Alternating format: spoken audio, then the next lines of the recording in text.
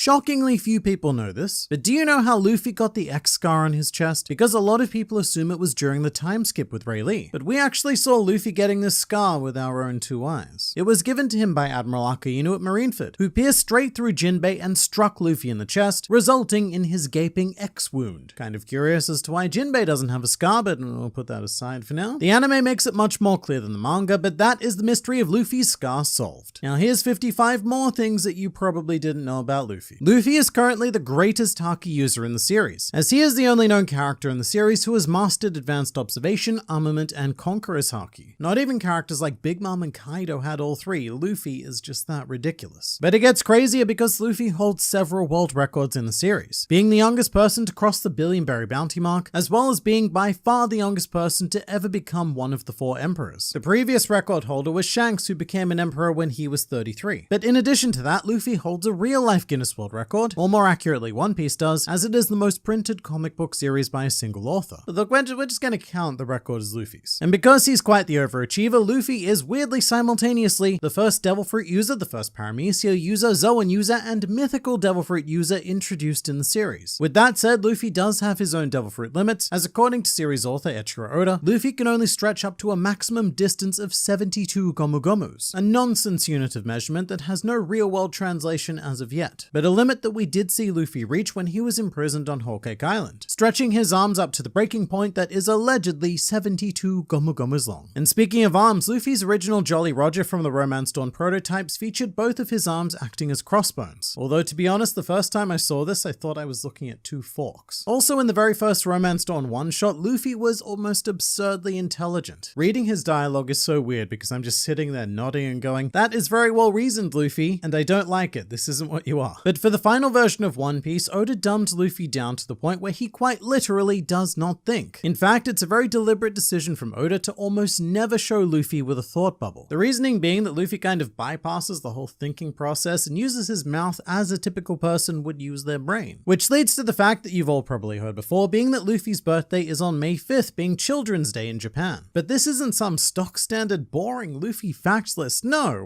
we're going deeper on this one. Because did you know that his birthday is also referenced in Luffy's birth year being 1505? The 2 5s being a reference to the 5th of May or the 5th of the 5th. Furthermore, Luffy also shares his birthday with fake Luffy, also known as Damaro Black. And while Luffy being born on Children's Day is quite innocent and heartwarming, Damaro Black being associated with children in any way, shape or form is just a massive red flag. Although I do have to admit that Damaro Black has quite a phenomenal singing voice. And a single has been legitimately released of his, quote, original song titled We Were, which is a blatant ripoff of the first One Piece opening, We Are. Do yourself a favor and look it up. It is painfully beautiful. However, the real Luffy is also a hobby singer himself, having written lyrics to his own original work titled The Moron Song, where he makes fun of everyone around the world. The song has since gone on to become a fan favorite, and it has 4 official verses, each making fun of people from the north, the south, the east, and the west respectively. Well, not respectively actually, that's the whole point of the song. And some of those disrespected people may live on Fishman Island, where you may remember that a major plot point was Luffy having a rare blood type being F. However, in reality, this is the second most common type in the series from what we know. Although funnily enough, apart from Jinbei, the only Fishman Island characters who shared the F typing were Hody Jones, Daruma, and Wadatsumi. So basically half the new Fishman pirates. And I guess they could have forcibly harvested their blood, but the Jinbei solution worked out pretty well. Luffy does have something of an affinity for water though, at least if you watch the anime, because there Yasop claimed that Luffy was a fantastic swimmer. No such claim was ever made in the manga. But I'd believe it because even as a child, Luffy was a pretty athletic dude. So much so that he served as inspiration for real-life athletes at the Tokyo 2020 Olympics. With Greece's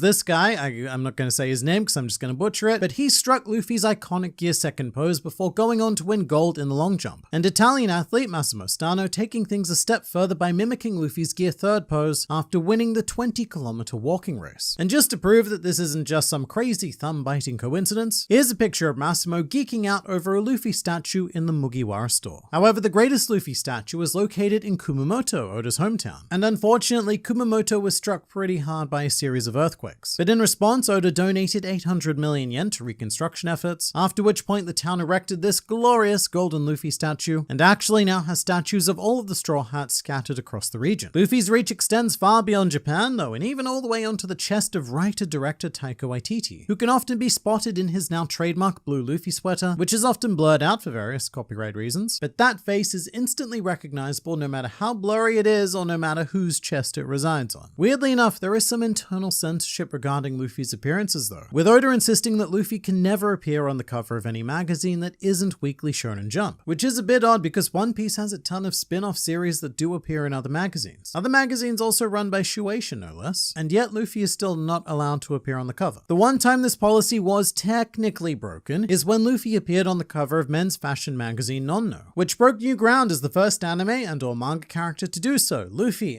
what an icon. Luffy is actually so iconic that his trademark Jolly Roger appears in the final chapter of Naruto. Meanwhile, Naruto himself also appears on the cover of chapter 766 of One Piece. Oda and Kishimoto respected each other so much that when Naruto ended, they each did little tributes to each other. It was very sweet. But Luffy's iconism also extends to episode 128 of Inuyasha, when a student cosplayed him in the background. And look, I just find this crazy because I was watching Inuyasha in high school, which means One Piece is older. Probably the most prolific Luffy cosplay comes from Gintama though, a series that makes reference to One Piece so much that it can often be mistaken for One Piece itself. But look, Luffy himself also engages in a bit of the old cosplay, with a favorite of mine being when he dressed up as both Mario and Luigi for One Piece Super Grand Battle X. He looks oddly good. Because Luffy himself does enjoy dress up, sometimes quite literally, as he once wore a delightsome dress for One Piece Film Gold, which resulted in some equally as delightsome fan art. Although Luffy's biggest dress to date is still Dressrosa, which features a very stinky Luffy reference that you may not have noticed. In the anime, there's a filler scene where Usopp imagines Sugar turning Luffy into a toy, and the toy he becomes is actually the Luffy bomber from the Chopper Man Straw Hat Theater manga, a one-time minion of the evil Dr. Usodabada. And just as a little bonus fun fact, Chopper Man is one of those series that is published in a spin-off magazine that Luffy is not allowed to be on the cover of. But otherwise, this is a very beautiful synergy of like non-canon anime material referencing non-canon manga material. However, when it comes to Luffy, non-canon anime material is not to be taken lightly because it has now predicted the future on two separate occasions. The first of which was the Warship Island arc, where Luffy could hear the voices of animals, which he can now actually sort of do thanks to the voice of all things. And the second was when Luffy became a giant during Zed's Ambition arc. More accurately, a giant that could make herself smaller inserted herself in the body of Luffy, then made herself bigger and kind of like wore Luffy as a skin. It was really trippy. Much like the two times that Luffy has now met Goku from Dragon Ball. The first was during a manga collaboration with Akira Toriyama entitled Cross Epoch, while the second was an anime episode crossover with both Dragon Ball and Toriko. Another really weird bonus fact, that was episode 590. And it is quite literally the only anime episode out of over 1,000 now which has never been released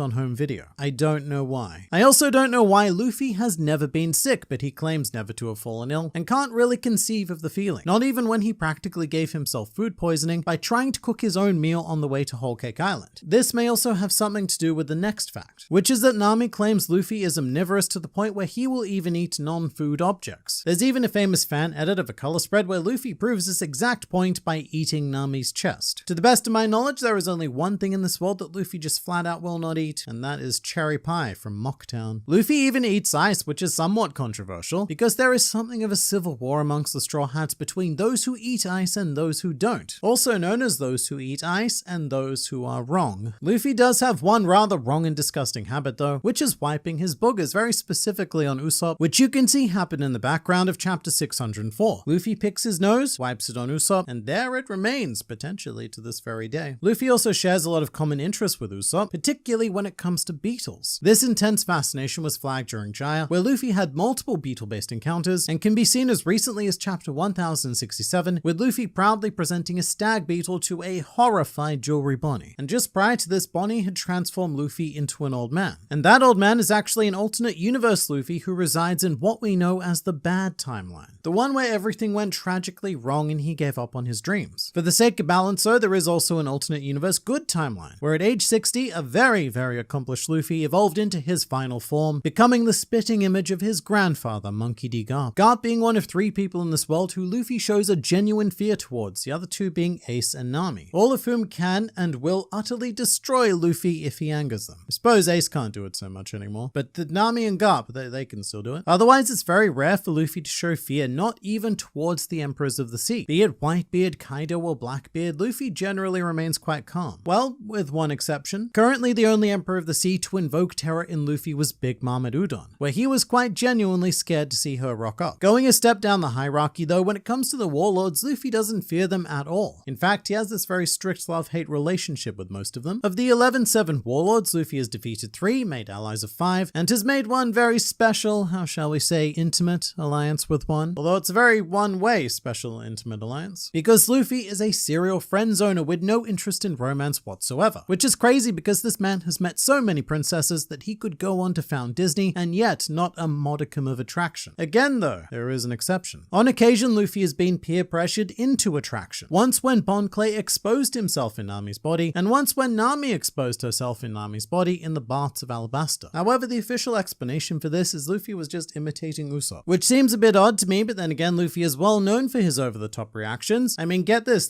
one time he overthrew an entire monarchy just because a girl gave him lunch. Also because of lore, but like mostly for the lunch. A reader also once asked if Luffy would cheat in rock, paper, scissors against Law and Kid by using his future sight. However, Oda responded that no, he would not. He then added that they would all get into a fight no matter what, but an honest fight at least, which is something that Luffy does not expect from his opponents. As a pirate, he always accepts when an opponent deceives him or performs some kind of underhanded tactic, because Luffy has this beautiful philosophy of, yeah, it's a fight between pirates, of course you're gonna do all kinds of scummy crap to me. The result of many of these fights has led to a bit of a misconception though, surrounding why Luffy doesn't kill his opponents. A common answer is because he wants to crush their dreams instead, a punishment even worse than death. And while that is partially true, it makes Luffy sound like more of a sadist than he actually is, which is very little. To someone like Luffy, losing your dream is the equivalent of death, so taking his opponent's dreams away is seen as punishment enough. With all of this said, Luffy is far from the most morally upstanding individual, unless you watch the 4Kids version, that is. There's a scene early on where Kobe pleads with Luffy not to hit him. Please don't hit me, Mr. Luffy, I don't like the hitting. Now in the original, Luffy just gives him a smack anyway and goes on to say that I don't like you, Kobe, you are a coward. Whereas in the 4Kids dub, the hit is removed and Luffy says something like, what? I wasn't going to hit you. People shouldn't hit you, that's bad. Which goes against the entire Luffy-Kobe relationship, because here is a super obscure fact, but every time that Luffy and Kobe meet, Kobe gets punched by Luffy. There was the first time during their initial meeting, then Luffy punches Kobe again on Water 7, as well as really thoroughly smacking him in the face at Marineford. At this point, it's just how Luffy says hello to Kobe. And look, a lot of Luffy's bad behavior may be attributed to the sheer amount of prison time that he's done in One Piece. Luffy has been caught or imprisoned on at least 19 separate occasions. At this point, it's actually rare for Luffy to go through an entire arc without being imprisoned. And naturally, posting all of that bail for Luffy gets pretty expensive, but that's not even close to the biggest crew expense, as the vast majority of their piratism earnings go directly towards feeding Luffy. And if you've ever wondered how you could become a Straw Hat, well, it's actually fairly simple. According to Databook Yellow, Luffy only considers 2 criteria, which are timing and his own intuition, which has served him well recruiting figures like Zoro, Nami, and Sanji, but has served him, a bit more questionably, when extending invitations to figures such as Gaimon, Zombie Tree, and very specifically, Kinnamon's legs. It's very important to note that only his legs were asked to join the crew on Punk Hazard, although I do think that the entire body is welcome to join now. However, he would have to adhere to Luffy's strict crew hierarchy. Luffy has a system for ranking the crew, and he will almost always refer to them in the order in which they joined. So Zoro, Nami, Usopp, Sanji, etc., you know who the people are. But it actually gets quite funny sometimes because when referring to the crew as a whole, you will often hear the word Zorotachi, meaning Zoro and the rest. The connection to Zoro is quite appropriate though, because Luffy and Zoro grew up shockingly close together, on a separate island but within a very short sailing distance from one another, which we saw when Dragon sailed from Dawn Island and ended up almost immediately docking at Shimotsuki Village. Now look, this would not be a Luffy fun fact video if I didn't briefly touch on his man parts. That was a really bad way to phrase that, but one of the most essential things to know about Luffy is that Oda has confirmed that his will of D does indeed stretch, and according to the events of Amazon Lily, sometimes it even glows like a nice bright treasure. All I'll say is that the One Piece is real. Although Luffy himself doesn't even care if the One Piece is real or not. Despite his whole dream seemingly being tied to it, Luffy would be perfectly content if he arrived on Laugh Tale and there was absolutely nothing there. Which may be because that's not his true dream. Luffy actually shares a dream with the former Pirate King Goldie Roger, a dream that has yet to be revealed to us as readers and watchers, but it goes beyond simply finding the One Piece and becoming the Pirate King. It may even have something to do with the innate nature of Nika or Joy Boy, which recently revealed that Luffy's Devil Fruit wasn't what we thought it was for the past 20 years. Although Although the fruit was subject to misconception long before then, with the Gomu Gomu no Mi being mistranslated in English as the gum gum fruit, whereas it should actually be the rubber rubber fruit. However, it's suspected that gum gum was chosen because rubber rubber just doesn't really fit the anime mouth flips as well. Remembering that One Piece was picked up by 4Kids and then Viz just had to follow whatever 4Kids did. But whichever one it is, I just prefer saying Gomu. Because Gomu is what Luffy is all about. His trademark number is 56, you'll see it on a lot of his clothing, because in Japanese 56 can be read as Gomu.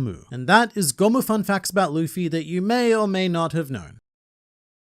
Monkey D. Luffy is from the sky, as is Monkey D. Dragon, as is Monkey D. Garp, and Oda has been painfully obviously drawing the connections between the Shandian tribe and the monkey family since as early as East Blue. Skypia is an arc that only continues to appreciate over time, but even the most ardent of Skypia appreciators could not have predicted this gem that has been stumbled upon. This video was inspired by Randy Troy's examination of Luffy's lineage. He connected a lot of the dots that I reference and expand on, and a link to his video will be in the description for your viewing curiosities. But look, I was skeptical at first, but there's an increasing avalanche of evidence that points to Luffy being a descendant of the Shandian tribe. And again, it's not just Luffy. In fact, every known member of the monkey family has a distinct connection, or even connections plural to the Shandia tribe. So let's go as far back as we can to the oldest of known monkey men, Mr. Monkey D. Garp, and specifically his funky dog hat. This headwear is, to say the very least, evocative of the head garbs reserved for the chiefs of the Shandian tribe. In both the modern day and in the flashback 400 years ago, the respective chief at the time had their heads nestled within the mouth of a beast of their choosing. Every new chief appears to select a different animal, but the style of the headwear is always the same. So sure, it could be an aesthetic coincidence, but it could be more, much more. Just like Garp's balls. In particular, the colossal ball and chain he used to assault the Thousand Sunny at the end of the Water 7 saga, which is the exact same weapon that the warrior Calgara used 400 years ago, albeit his was on a much smaller scale. So this is an interesting set of scenarios. With the headwear, Garp was the one first shown wearing it. So that could have been a situation where Oda designed Garp and without any thought then later decided, hey, that'd be a cool idea to use for these here Shandian chiefs. But with the weapon, Oda introduced Calgara first and then gave it to Garp later on. So what we have here is Garp being caught in a narrative spit roast, flanked at both ends by references to the Shandia tribe. He and Calgara are both legendary heroes as well, but I'm not going to count that because, being a legendary warrior,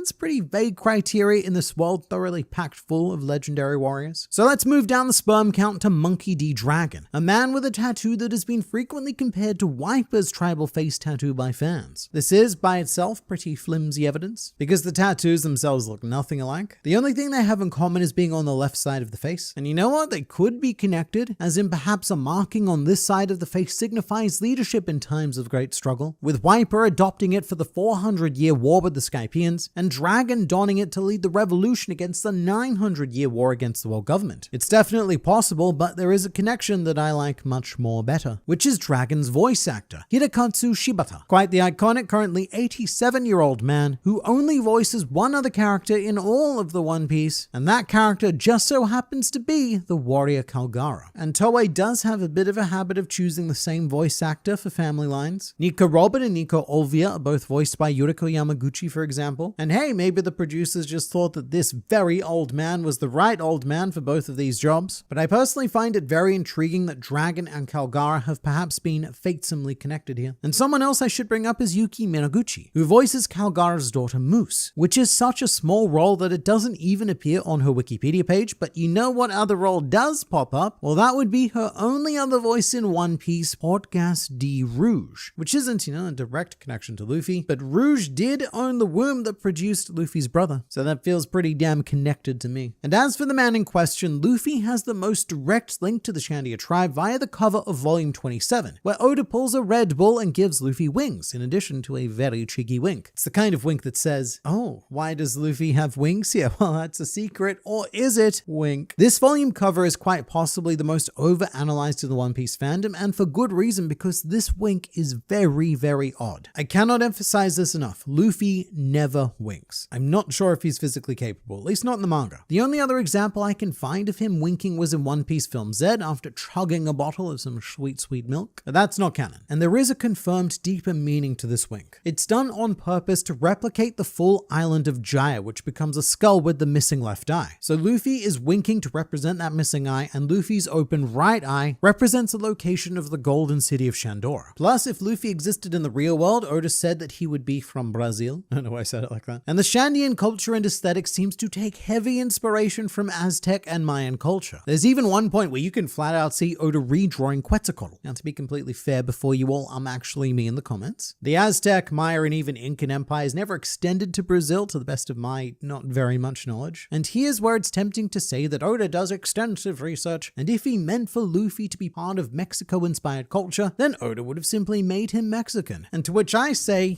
he did. Oda did have final approval over casting Mexican actor Iñaki Godoy, so I do still think we're very much in business here. Plus, look, Mexico, Brazil, colossal differences in every conceivable way. However, to man in Japan, those differences are much less. You look at them on a map, ideally a world map, not a One Piece world map, and you go, same region of the world, good enough. And it's at this point that I really stop believing that all of this is a coincidence. The monkey family, whether by fate or by design, have been repeatedly connected to the Shandian tribe, very much indicating that they could be their descendants. But there's a question that you're probably all asking right now. It's a very simple one-word question, which is wings? Question mark. Where are they, Internet Man? Well, not all sky people have wings. In fact, the most iconic sky being of all, Enel, certainly did not. And while he wasn't native to Skypia, he was a Birkin, another tribe of sky people whose island he blew it up. He completely destroyed it. It was a real dick move. But in any case, Enel should have wings, but he does not. And while the reason for this has never been revealed, the popular speculation is that he removed them in order to install his 4-piece drum kit. And you know, that's a fairly easy explanation, but Enel is not the only one. The next most famous Skyman is Garnfall, and this slips past 99.9% of people, but he doesn't have wings either. It's generally assumed by fans that yes, he does have wings, but they're being covered up by his suit of armor. However, in the second From the Decks of the World cover story, we finally see Garnfall without armor or a cloak, and he's just rocking a casual t-shirt. There are no wings to be found at all. And look, if you've just detected a bit of a bizarre odor, that's because this is starting to smell like a trend. Because in the Nolan flashback, which I guess at this point is more like the Calgara flashback, when Shandora is shot up into the sky, we meet a third man without wings, and this is the unnamed god of Skypia who ruled 400 years ago. So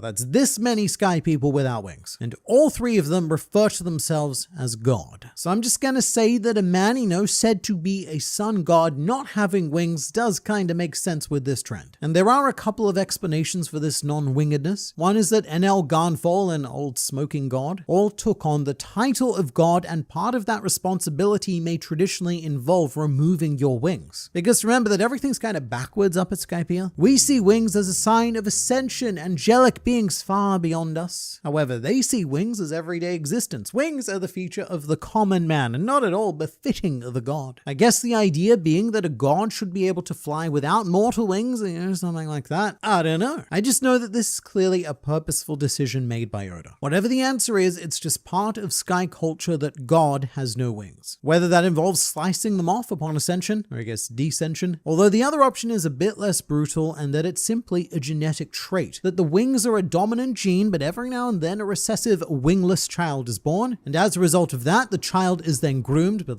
not in a bad way, in a good way, there is good grooming, to become a future god. Because somewhere along the way, the culture of the sky citizens has dictated that children born without wings are extra holy and godsome. And just think about what would happen to us in the opposite situation. If a child was born with pristine white wings, then they'd receive an organized religious cult formed around them quicker than their first drop of delicious breast milk, or even delicious regular milk, or even literally delicious anything that wasn't a cult. That is the sheer speed at which this child would be deified. And that's also probably one of the only ways that someone like Garnfall could become a god. Because remember, he didn't even have the ability to use mantra, aka observation haki, so other than a polka-dotted Pegasus, he didn't bring a whole lot to the table. And pumpkins, so many pumpkins. But let's get back to Luffy, and the fact that we may have already seen his ancestors in the manga. I've been thinking about this idea a lot lately, perhaps too much, but repetition does not negate relevance. Oda had no idea how long One Piece was going to run for. Originally, it was a 5-year plan. We all know the deal, but Oda used that plan to wipe his butt after incurring uncontrollable adventure diarrhea. Oda was struck with the "I can't stop having so much fun drawing my fictional pirate comic" disease. But but not predicting that it would run for close to 3 decades, he set up everything he needed to end the story by the time that Skypia was complete. All of the necessary pieces are there, and they have been there for a very long time. And then the rest is all about how much fun we can have on this adventure before putting them together. That's the theory I subscribe to, which is why the endgame of One Piece is all of a sudden a very nostalgic affair. All of a sudden, characters, themes, and locations from specifically Alabasta and the Skypia sagas are front and center again because they were always planned to be the integral elements to end this story. And so Oda may very well have provided us with Luffy's historical origins. And I now present to you a boy named Seto, the first Shandian we saw contract tree fever, to which he tried to really brutally scrape off with a rock, which is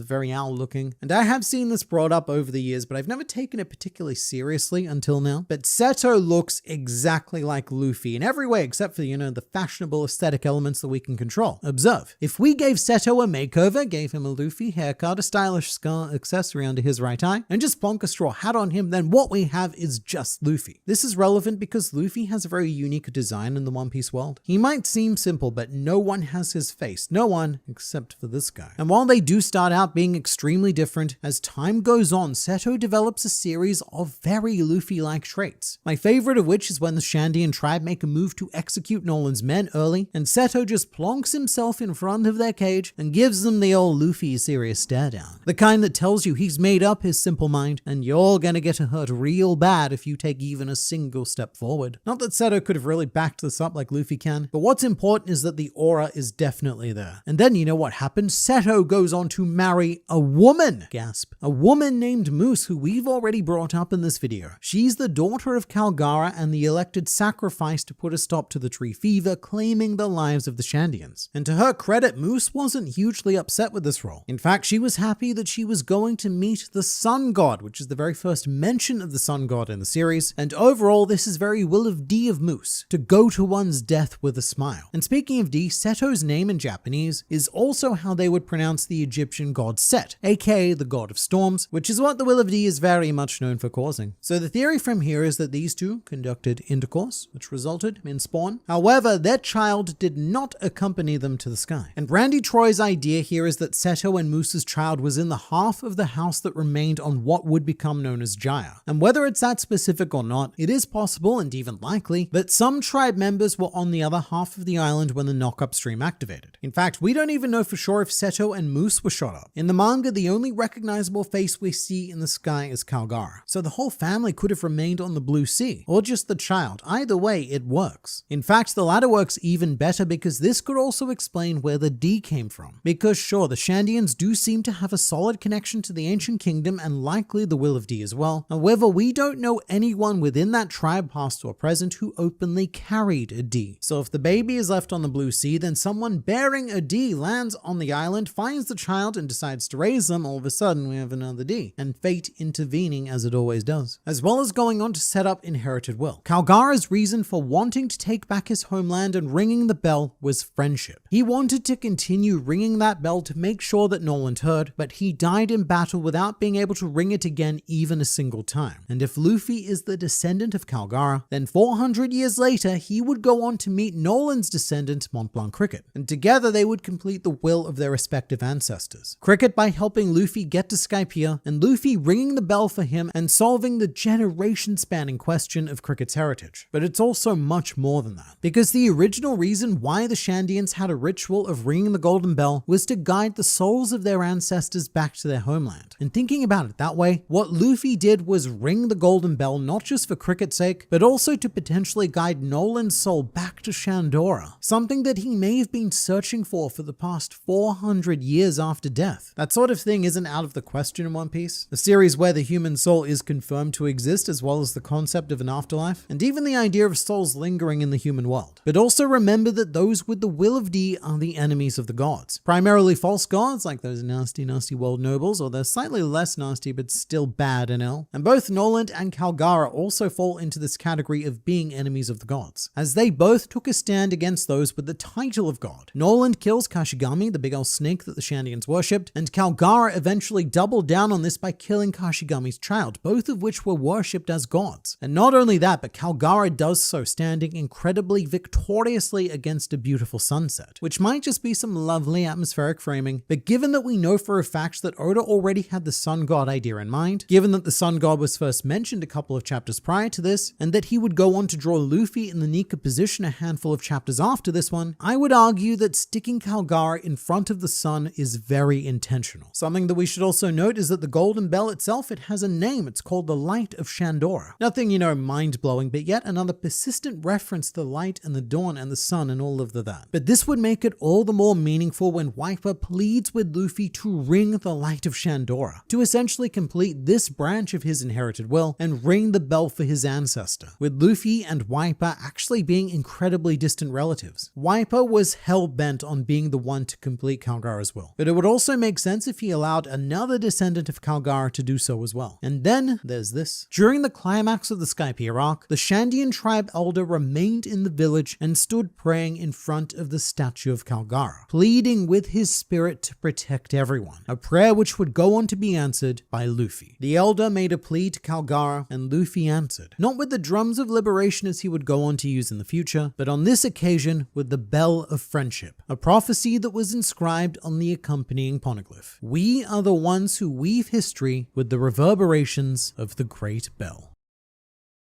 This is Luffy. This is also Luffy. And this bad boy right here, 100% Monkey D. Luffy. In fact, there are at least 25 different Luffys that exist within the One Piece multiverse. Because series author Eiichiro Oda, over the past quarter of a century, hasn't just been writing One Piece, but on the side, he's created a litany of alternate universes and timelines. Everything from here's Luffy attending a Japanese high school, to here's a universe where Luffy is a shape-shifting alien hero of justice who lives on the moon. These alternate universes are not well known, but this video is going to change that. So let's explore all 25 Monkey D. Luffys. We're going to start in this sector here called the Prime Universes. This is where we find the canon One Piece world and the Monkey D. Luffy that we all know and love, who we will refer to as Prime Luffy. He earned that title because Prime Luffy is the most well known, but chronologically, he was not the first Luffy. The very first Luffy comes from the adjacent Romance Dawn universe. This is the prototype for One Piece, taking place in a world where Luffy's dream is to become a peace main, a subclass of pirate who are dedicated to having harmless fun adventures, rather than all of the plundering and destruction and the killing and such. You know what pirates do. But this Luffy is significantly more emotional, quick to tears, quick to anger, and he does quite literally threaten to kill Crescent Moon Galley. He's also much smarter and has a hint of sadism, notably taking some smug pleasure in the thought of destroying Galley's ship and stealing his treasure. Also in the Romance Dawn universe, there is a time skip where we actually get to see adult Luffy, who grows up to look very similar to Shanks. We also see Luffy's final crew composition, which in this reality mostly consists of very generic looking pirates. Speaking of generic, that's very much how I would describe this Luffy. He's a very balanced character. He doesn't have a lot of flaws. Honestly, he doesn't have a lot of personality in general, and his wackiness is almost completely non-existent. However, he does have a counterpart in the Romance Dawn 2 universe, which changes Luffy significantly. He's now much dumber, usually drawn in a more cartoonish aesthetic, and one massive difference in this universe is that Luffy was inspired to become a pirate by his grandfather Garp, who was also a pirate. Also, literal magic exists in this universe, with the main villain being a pirate wizard, which isn't explainable by fruit because in the Romance Dawn universes, there is only one devil fruit, the Gomu Gomu no Mi. Oh, and as a bit of a fun side note on that, Garp says that the Gomu Gomu no Mi is worth 5 billion berries, which is the value of the Opi Opi no Mi in the Prime universe. But next to the Prime universe, there exist two alternate timeline branches. We have the Good Future, where Luffy achieves his dreams, and by age 40 takes after Shanks aesthetically, much like the Romance Dawn future Luffy, but at age 60, things take a turn for the Garp, and Luffy strongly resembles his grandfather. That is Luffy's best case scenario. Now here's the worst. In the bad timeline, a catastrophic event happens to break Luffy's will, and he admits that becoming the Pirate King was nothing but a stupid dream. He gains excessive weight over the years and eventually withers into a husk of an old man. Honestly though, worst timeline Luffy doesn't have it so bad. Many of the other Straw Hats have far worse fates in this universe. Within the Prime Collective, there is also the Boss Luffy universe, set in historical 19th century Japan, but if it was populated by One Piece characters. In terms of personality, there's no real difference between Prime Luffy and Boss Luffy. It really is just Luffy plonked into historical Japan, which is very similar to the final Prime universe, which is Cross Epoch. This is a crossover world where the characters of Dragon Ball and One Piece live together, and during which Luffy and Goku need to team up to take down a coalition of Buggy and Emperor Pilaf. It's a pretty crazy world that genre shifts with pretty much every new page, but at its core, the characters characters are the same. And that's the last time in this video that I'm going to be saying that, because things are about to get weird. Because the Prime universes are basically just extensions of One Piece as we know it, but the secondary universes are where we really start to distort everything we know. The most basic example of which is Report Time Luffy, who lives in a chibi One Piece universe governed by Tsubaki, a quote, failure of a reporter. So fun story here. This universe was created because Oda's editor at the time just handed him a blank sheet of paper and told him to do something. Didn't matter what it was, anything, just something to publish for the Funky Log. And it was this moment that would serve as the inception for the wider One Piece multiverse. For better or worse, Oda's inner creativity was completely unleashed, and this resulted in the Obahan universe, where all of the Straw Hats are grumpy, middle-aged women, with Luffy Zaki, that's her name, being obsessed with soy sauce. Meanwhile, we also have Luffy-ro, who exists in a reality where all of the Straw Hats are quite literally related, and Luffy is the youngest child of his father Zorohe and his mother Usoe. The funny thing is that even being the youngest child, Luffy is still the strongest member of this family, and he's also allegedly best friends with the lunch lady at his school. School ends up being a bit of a common theme for the alternate universes, such as the Class 3A reality, featuring Luffy Shiro, a massive departure from the Luffy we know because he's obsessed with studying and getting into a prestigious college. At one point, he even goes so far as to activate Gear Second to threaten all of the other students who are interfering with his learning. But probably the most well-defined student Luffy is from the One Piece school universe, an ongoing spin-off manga where Luffy attends New World Middle School. He's in Class 1-1 with the rest of the Straw Hats, and their homeroom teacher is Kuzan, who rides an adorable tricycle to and from class. One Piece School is legitimately fun to read, and it's the most well-fleshed out alternate universe with 7 volumes so far. Taking a sharp turn back to historical Japan, we have Gomukawa Luffy Nobi, who exists in the Ed Sullivan Show universe, which is a name that confuses a lot of people, myself included when I first saw it. But basically, it's a pun on Ed, which in Japanese would be pronounced as Edo, as in the Edo period, which is probably a mildly funny joke if you understand it and don't need to have it explained to you. And also, I guess if you know what the Ed Sullivan Show is, I mean, I am barely old enough to have heard of that.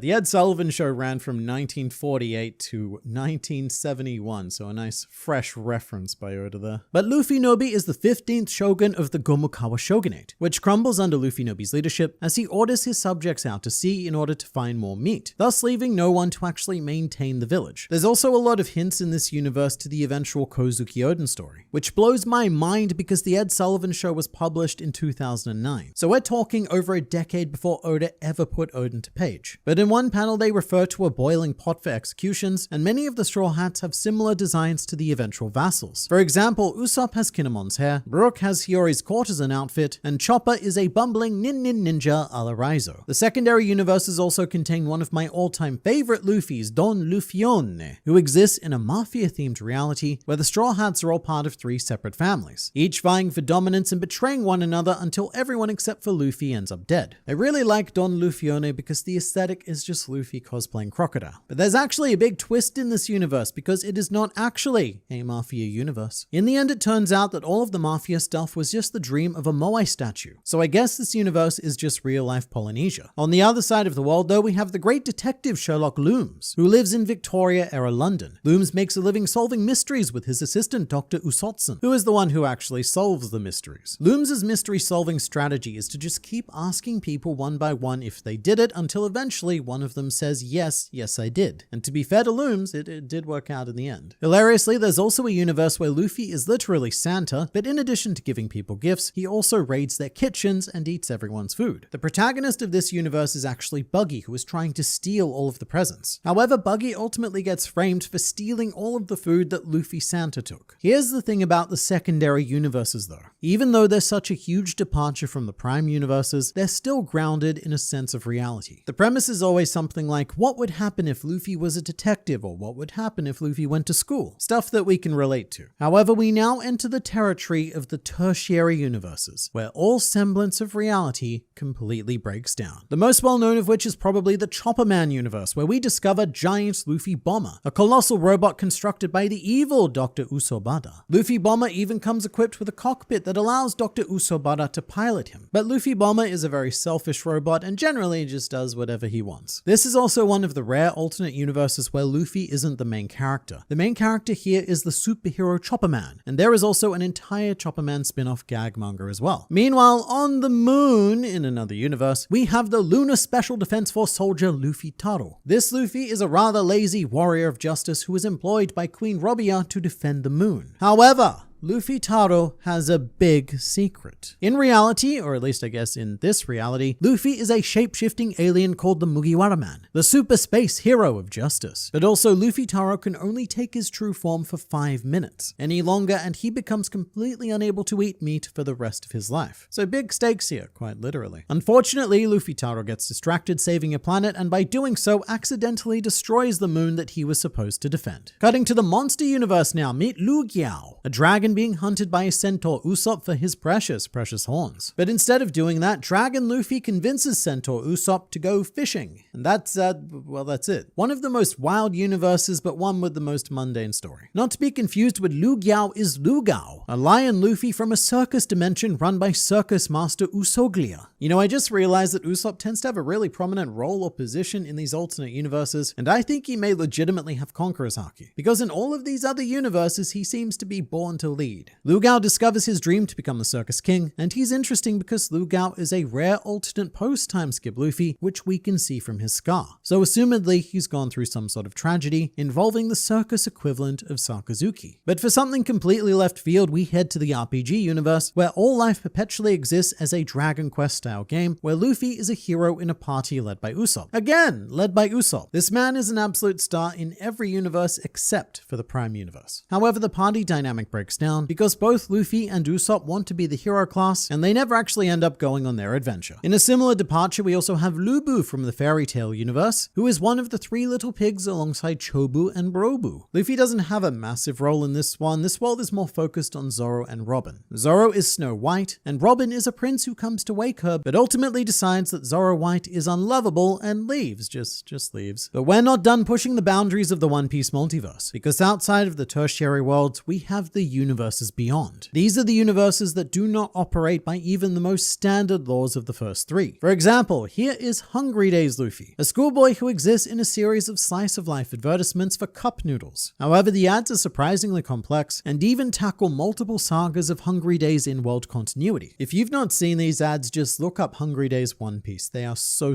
good. To the point where Oda even included Hungry Days Luffy in the manga as part of the color spread for chapter 972. But pushing into another medium altogether, there is an alternate Luffy who has a self-contained story entirely through woodblock prints, which was made for the One Piece Art Noue exhibition. This Luffy and his crew find themselves in an alternate reality Wano, striving to defeat a man named Lark, the climax of which was drawn in classic One Piece style by Oda himself. And finally, the biggest departure of all, live-action Luffy, portrayed by Iñaki Godoy. At the time of recording this video, the One Piece live-action show is not yet out, so there's not much I can tell you about this Luffy, so we'll just have to wait and see. But that is all 25 Luffys across the One Piece multiverse.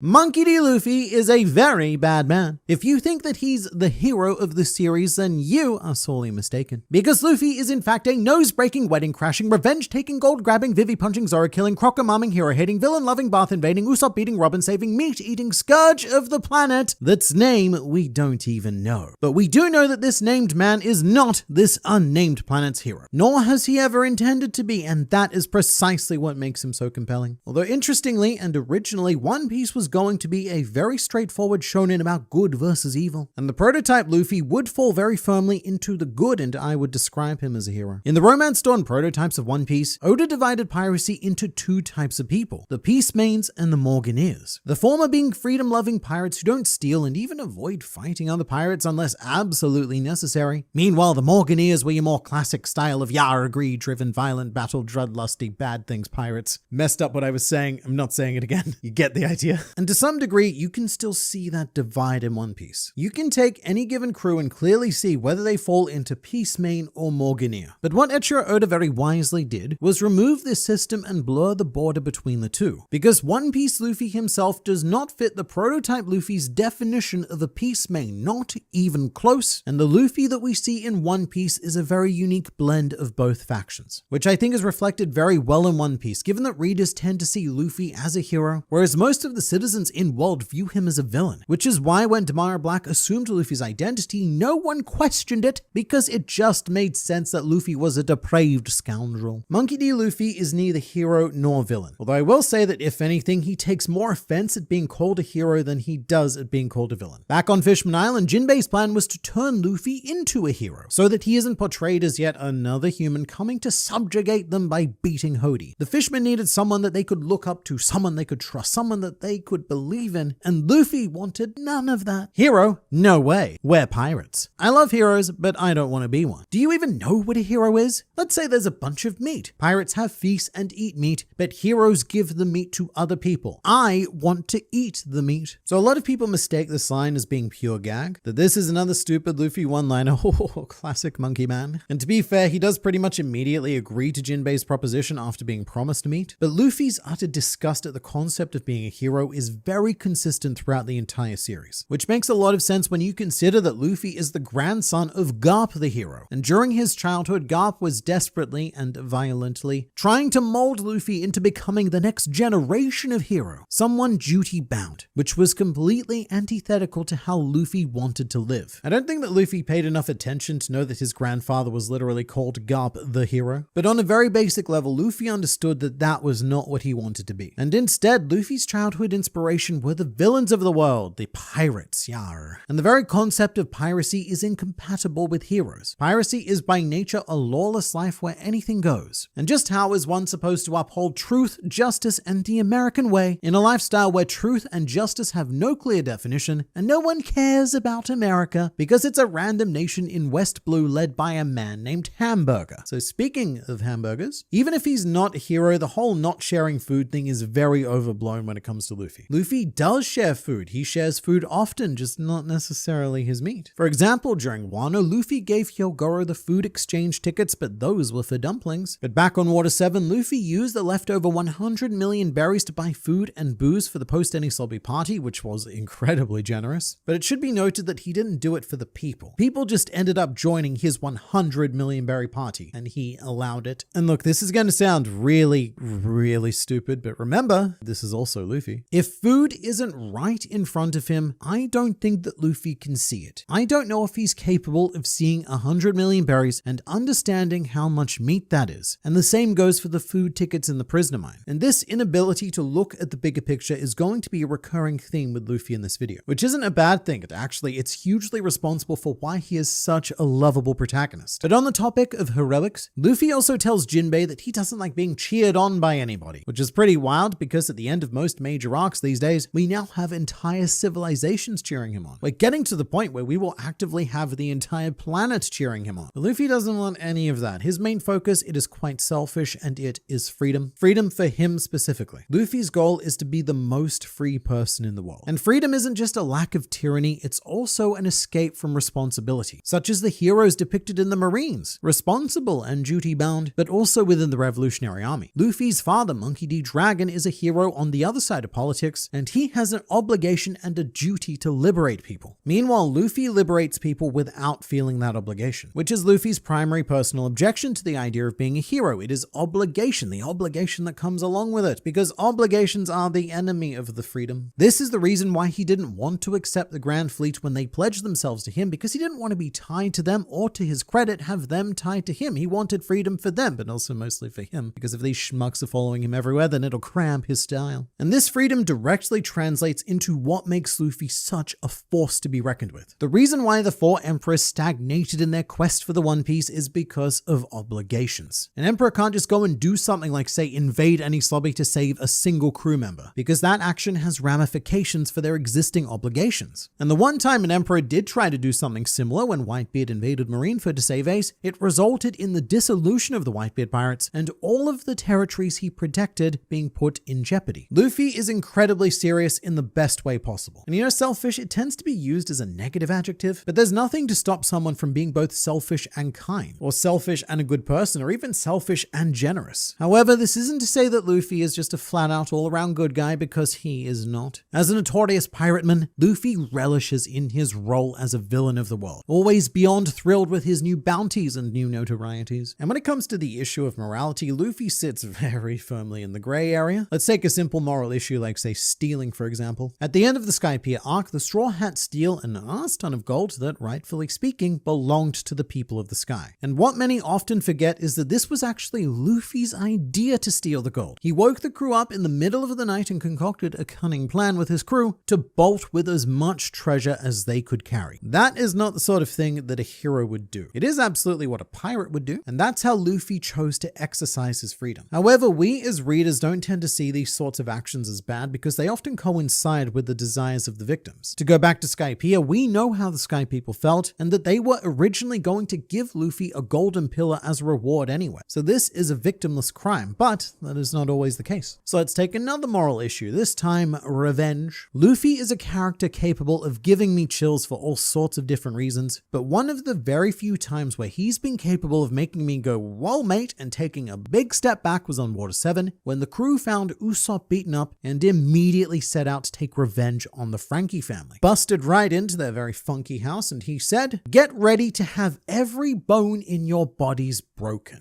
And look, I get the anger. Watching the Frankie family beat up and humiliate Usopp twice is one of the most anger-inducing events in the entire series. Me personally, wanted to break every bone in their bodies. But in a more morally standard story, the protagonist is supposed to be a voice of reason for the audience, someone for the readers and watchers to look up to and emulate, which is definitely not what Luffy did here. It was pretty damn satisfying though. And that's one of the reasons why Luffy works so well as a protagonist. He may be a fated sun deity, but he carries himself with the flaws and indulgences of a human. You can identify with Luffy in a way that it's really difficult to identify with classical heroes, because Luffy often feels what we feel, with the difference being that he has the power and complete lack of obligation and social concern to act on it. And I believe that characters with a more traditional moral compass would not have taken revenge on the Frankie family, at least not without a very strict lesson and consequence attached to it. They probably would have found a different solution that didn't involve beating everyone up until every bone in their bodies was broken. But Luffy is also startlingly casual when it comes to the bad actions of others. Going back to Frankie, he ended up becoming a crew member, which is pretty wild considering that his family beat Usopp half to death on 2 separate occasions, and both times Frankie's response was, and I quote, "lol." So Luffy is either very forgiving or very forgetful, or, and this is the one I most believe, he just doesn't really care beyond the moment itself. Such as during Impel Down, where Luffy gathered a whole temporary crew mostly made from previous villains, all of whom had done horrific things, no exceptions. Let's take Galdino. He tried to turn Zoro, Nami, and Vivi into morbid dead statues for his art collection. However, the more egregious crew member was definitely Crocodile. When Luffy released Crocodile, it was because Crocodile said, "Man, I lost interest in Alabasta. Don't care about that anymore. Don't worry about it." And Luffy believed him, but there were any number of other kingdoms that he could have been screwing over. And also just like, what if he was just lying? He could have gone back and decimated the kingdom to look for Pluton again. And the same sort of thing goes for how Luffy immediately accepted both Bon Clay and Nico Robin as treasured friends, despite the fact that they were both very willing participants in a war designed to kill millions of people. I don't mean this as an insult, but Monkey D. Luffy is not capable of looking at the bigger picture. He is a man with the most extreme of tunnel vision. And just like what I said about having food in front of him, he can only be antagonized by a villain when they harm someone standing directly right next to him or him himself. The greater concept of people is too abstract for Luffy. He doesn't have the mental bandwidth to really consider the greater impact of his actions one way or the other, whether that's saving an entire country or releasing a ton of very dangerous Impel Down prisoners into the world. That's why throughout, say, Wano, Luffy is always thinking about Tama. He is primarily fighting Kaido so that she will be able to eat. Or when taking on Arlong, Luffy doesn't stand up to him for the sake of Kokoyashi Village or because of Arlong aiming to take control of East Blue or racism or because it's the right thing to do or anything. Luffy ultimately beats up Arlong because Arlong made his navigator cry. But even if it's happening right in front of Luffy, he won't automatically go to help because it's the right thing to do, which was established very early on in Syrup Village. Luffy and Zoro were impressed by Usopp's resolve to fight the Black Cat pirates, which is why they decided to help. And to this, Luffy says one of the coldest lines to this day being, "Who'd risk their life out of pity?" Implying that if all Usopp was after was pity, then Luffy, Zoro, and Nami may have just been on their way. And Luffy will almost never help characters out of pity or sympathy. Another great example would be Momonosuke. Initially, Luffy outright refused to help Momonosuke defeat Kaido until the 8-year-old child proved that he was worthy of helping with a show of heartfelt bravery, just like Usopp did on Syrup Village. But I feel like we can all agree that one of the biggest moral lines you can cross is the issue of killing. Not that that happens a lot in One Piece, but not for lack of trying. Luffy isn't Batman. He doesn't have a rule about not killing. When he does stuff like send Wapol flying with a bazooka, there is an extraordinarily high chance that he lands in the sea and drowns. And the same sort of thing can be said about most villains he defeats. They tend to survive because of Oda's policy as an author rather than Luffy's actions. And if he did incidentally kill any of these antagonists, as he may very well have done with Kaido by punching him into the magma, even if that happens, he's not going to be losing any sleep over it. It's not going to change him. It's not going to send him into crisis. It's not going to make him go, my God, what have I done?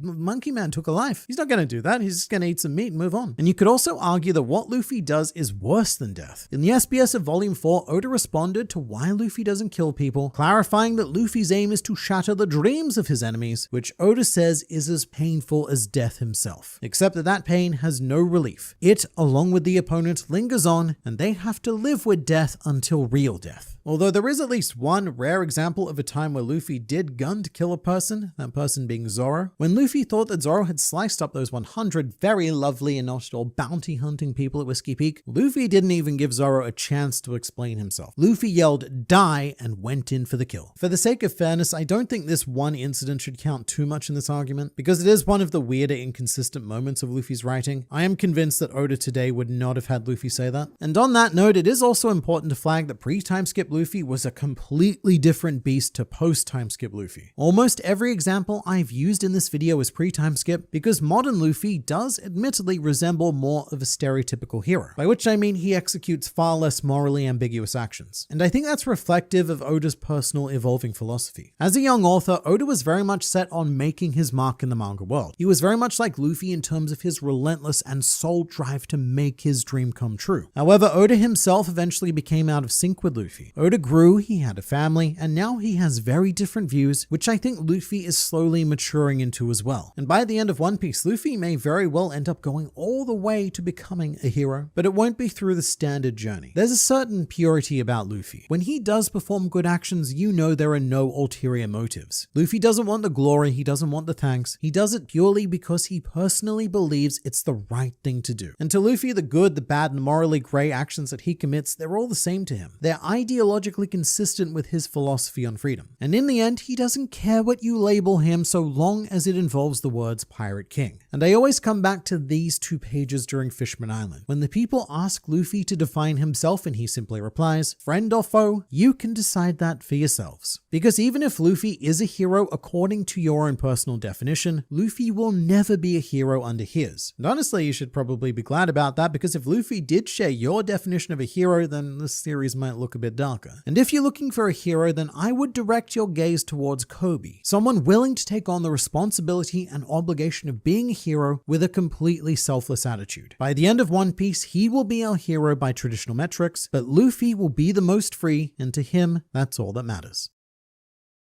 Here are 11 times that Luffy should have died in One Piece. I'm talking about times where death was a certainty and would have occurred if not for narrative shenaniganry. And we're going to start in East Blue with Don Krieg, a villain who doesn't get anywhere near enough credit, and it took his near complete removal from the live action One Piece for me to really start thinking about just how important he is in the story. Case in point, the antagonist who always gets all of the credit for being the first one to really push Luffy is Crocodile. And we'll get to him, but the antagonist who should get this credit is Don Krieg. Krieg lured Luffy into the trap of fighting him above seawater, and even though Luffy destroyed Krieg's armor, he then cast an iron net, which Luffy could not escape from and would have drowned him. Of course, what Krieg didn't count on was Luffy managing to knock him out before hitting the water, but just as Luffy is about to plunge into the sea, he smiles. Not because he beat Krieg, but because this is a classic Will of D death smile. Luffy knew that this could be the end, but he was satisfied with his final action on this planet. But again, to give Don Krieg full credit here, he conjured and implemented a plan to kill Luffy, and if this was just a one-on-one fight without any spectators, then Luffy would be dead and Krieg declared the winner, after he woke up from his pain nap, that is. Now obviously Sanji then went on to save Luffy's life, good boy, but this is the first in a long line of events where Luffy is more than prepared to throw his life away, either for the sake of others or his own ideals, or just not to let the bad guy have their way. We don't like that. But his fighting style is beyond reckless, and if Luffy wasn't the charismatic little ball of rubber that he is,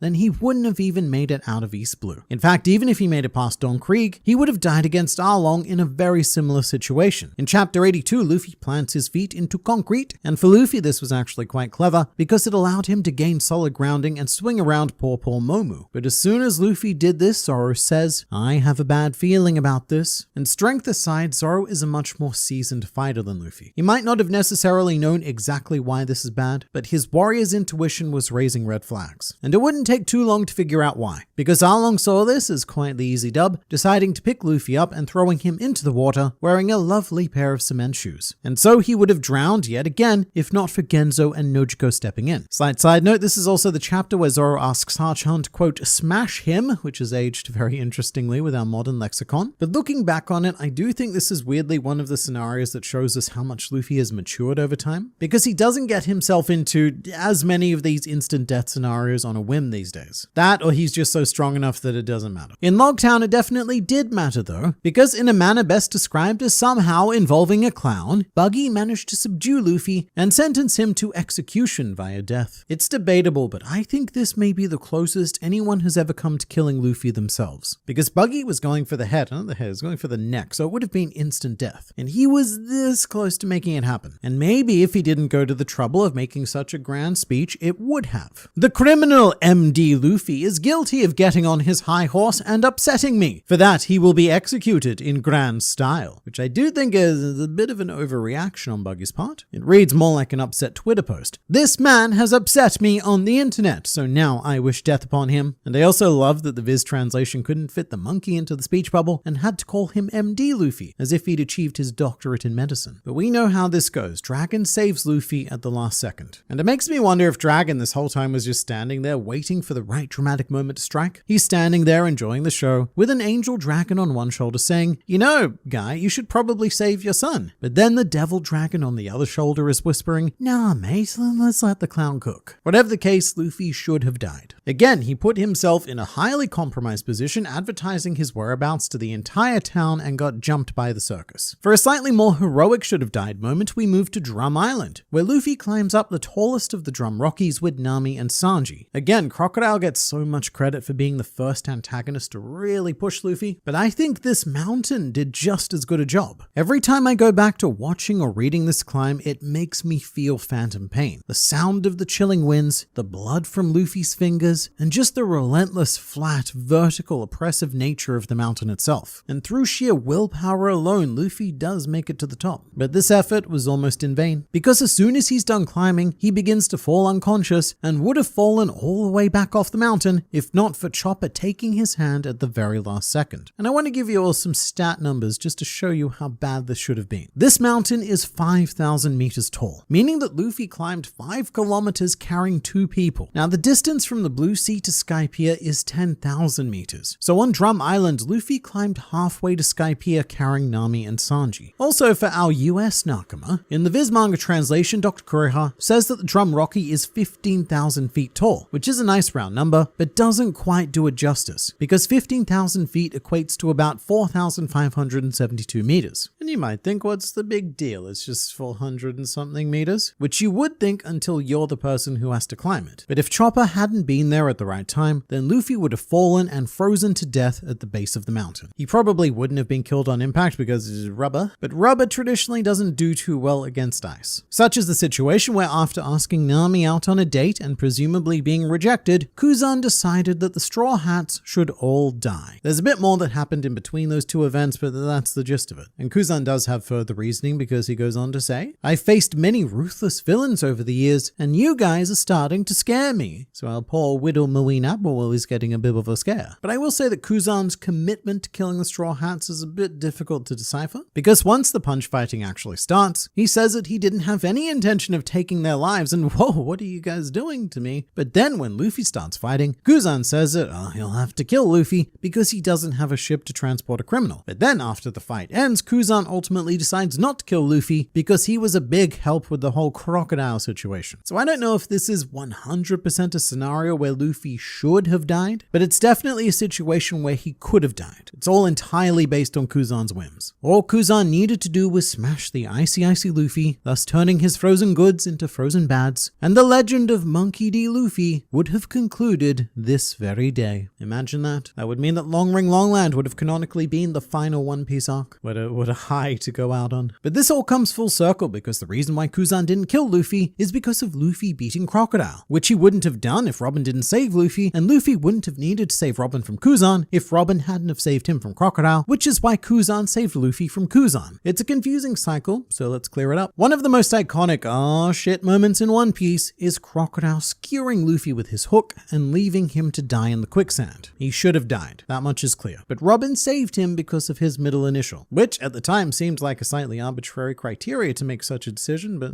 why not? But this was yet another situation where Luffy flung himself into a poorly thought out scenario and nearly paid the ultimate price. Although to Luffy's credit, one instance I don't count for the sake of this list is round 2 against Crocodile, because whilst Crocodile does dehydrate Luffy, it was Luffy's quick thinking that ultimately saved his life. So it's not a moment where he should have died because Luffy actually did something to step in to prevent it. He had control of the situation to a degree. However, he definitely should have died again in round 3 against Crocodile, as Luffy was struck by his poisonous hook. Much like Don Krieg, Crocodile outright outsmarted Luffy and put him in a losing position. And also like Don Krieg, the only thing that Crocodile could not predict was Luffy's determination to beat him before that death condition took place. Before the poison could completely overrun his body, Luffy made sure to punch and punch and punch some more that there Crocodile through solid bedrock, before gracing Nefertari Cobra with another classic Will of D death smile, and rather appropriately, laying himself to rest in a tomb. But Robin was there to give him the antidote, so hooray, no die. But poisonings, mate. While we're here, we're going to cover a few more Luffy poisonings. Obviously, we had Magellan and Impel Down. Luffy should have died after being drenched in water and goop, but was saved by a combination of Okama. Luffy was also poisoned in the Udon prison because he decided to give all of the prisoners a nice big hug, and so he contracted the mummy plague created by Queen. And not to be outdone by his opponents, Luffy has also fatally poisoned himself by licking the goop off a fish when the Straw Hats were on their way to Whole Cake Island. Chopper even warns Luffy not to do the thing right before Luffy does the thing. And Chopper then goes on to say that he doesn't have enough vaguely defined medicine to save Luffy's life. Luckily, Reiju appears at that very moment, gives Luffy a good old slurp and gulp, even thanking him for the treat and thus saving his life, to which Brook says wow. And in this panel, you can tell that he's going over the logistics of poisoning himself to get the same Reiju treatment before realizing that he doesn't even have a body to poison. Yo! Each of these poisoning instances is a moment where Luffy should have died, but I'm combining them all into one, because no one, and I mean no one, has the time to go over each and every situation where Luffy has been poisoned. That's a whole video series of its own. It happens so often. We will do one more sort of poisoning though, because it's a very unique way to die which occurred on Amazon Lily. Finding himself starving to death after traveling by bubble for 3 days, Luffy starts eating, well, anything, including a funky assortment of mushrooms that have various emotional effects on him. He eats a laughter mushroom, an angry mushroom, quote, another weird mushroom, and when the Kuja tribe find Luffy, he's covered in mushrooms growing from his body, which will shortly result in a state of death occurring. What actually happened is that Luffy ate the body parasite mushroom. All of the other mushrooms on Amazon Lily, apparently pretty tame, but Luffy did eat the one native mushroom that could kill him. And I will say that the treatment for this condition is pretty unpleasant. Plucking the mushrooms out isn't a huge deal, but to get the roots out of the body, the Kuja tribe set Luffy on fire, and were this not a fictional pirate comic, this would have resulted in some pretty permanent damage. But to make up for that, they then gave Luffy a bath and tugged on his man parts. It's one of those things that shows you just how dangerous the One Piece world is though, and how Luffy would have fallen victim to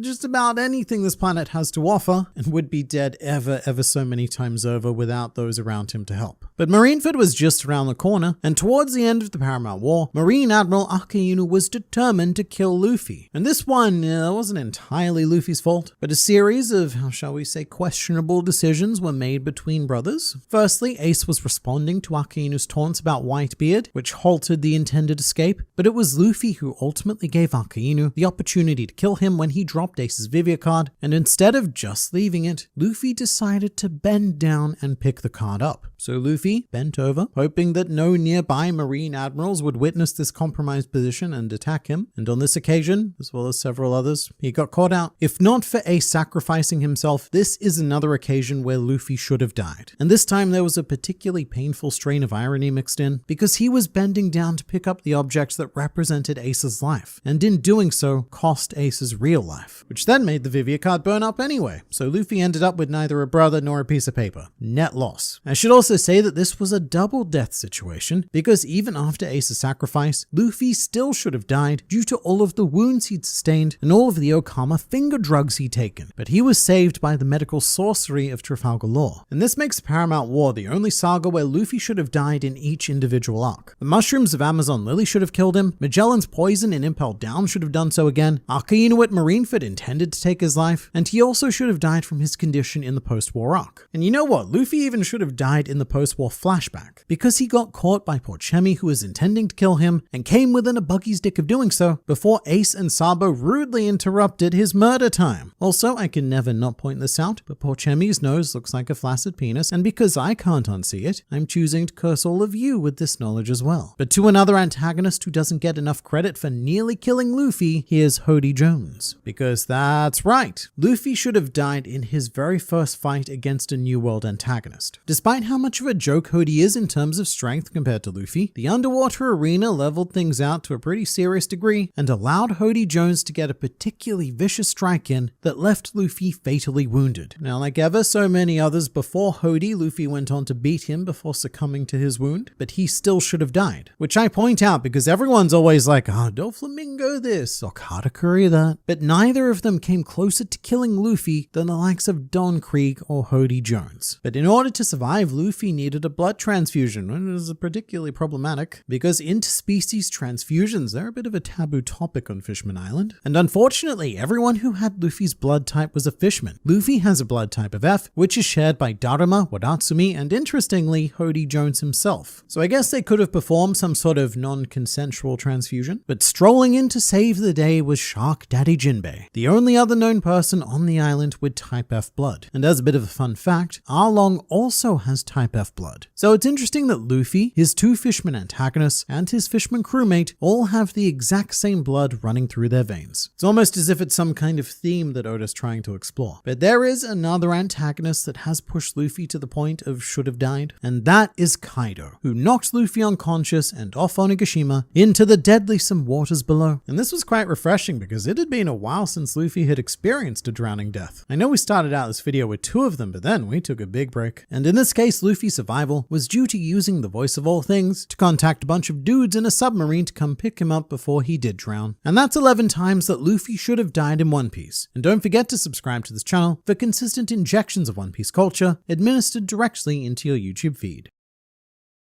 Mothers in One Piece tend to live what I like to call the Batman lifestyle. Either they die as heroes or they live long enough to see themselves become rather obese and cake-obsessed villains. But another mother we have yet to discover is the woman who spawned our delightful protagonist, who I refer to affectionately as Mother D. Luffy. So here's everything we know about her. Hello and welcome to the Grand Line Review, your source for everything One Piece. My name is Liam, and just like Luffy, I also have a mother that you haven't seen yet. And even though she herself has never seen One Piece, she does, for reasons, watch these videos, so hi mum if you're watching. Hi mum being two words that Luffy has not used in quite some time, if ever. In fact, the closest thing he currently has to a mother is Zoro, who is always there to metaphorically wipe Luffy's behind after he's taken a Gomu Gomu no dump on some allies' meticulously laid out battle plans. But Mother D. Luffy is probably the most important character in the series that we have never met. A woman connected to all of the world's most profound dude people, be they dragons, donuts, or even anthropomorphic fists. suggests, there's a lot more to her than meets the eye, particularly because a grand total of none of her have met any of our eyes yet. However, Oda has spoken about Luffy's mother on two very enlightening occasions. Before that though, Tony Doggo is here to beg you for pats and treats. Luckily for every person who subscribes to the channel as a result of this video, this delightsome papa will receive one pat. So subscribe generously and get this boy a well-earned pat. Now, the first time Mother D Luffy was mentioned wasn't actually in the series. In fact, she's never been mentioned in the series. Way back in 2009, Oda conducted an interview with American Shonen Jump, which was a monthly publication that cost High School Liam a disgusting amount of money and included significantly less content than its weekly Japanese counterpart. This cost like $2, whereas the American Shonen Jump was half the size but around 10 times the price. But, you know, enough of my whinging for now. Because in this interview, veritable MILF hunter John Irons asked Oda, was Luffy's mother beautiful? Wink wink. Along with more relevant questions like, what was Luffy's mother like? What happened to her? Did she die when Luffy was a baby? Tell me, Oda! Lots of questions, all asked sequentially before Oda had time to even answer the first. But here is our mangaka's magical answer. I think she's alive. I'm still thinking hard about this, and then in brackets there's a bit of a laugh, which I picture as Oda going, ho ho ho ho ho. But if she does appear in the story, then she'll be a very tough-looking woman and strict. There's no way that she's a beautiful mother. She's got this typical middle-aged woman's permed hair. Now remember, this is the year 2009, which for some reference was the year that Lady Gaga's Poker Face was released. So we're essentially now talking about ancient history. And it was also before we met the character of Curly Dadan in the manga. However, her first appearance would be in chapter 568, released on December 21st, 2009. So in this interview, Oda was basically foreshadowing Dadan and being a bit of a troll, choosing to interpret the question, I would say, differently than the interviewer had intended. With that said, it is clear that Oda considers Dadan to have taken on the role of mother in Luffy's young life. And quite frankly, she's lucky to be alive. Because One Piece is far from kind to its various mothers, to the point where it's probably the most undesirable job in this entire world. I mean, if you think about it, you've got the tragedies of Bunchina, Belmere, Sora, and I could go on,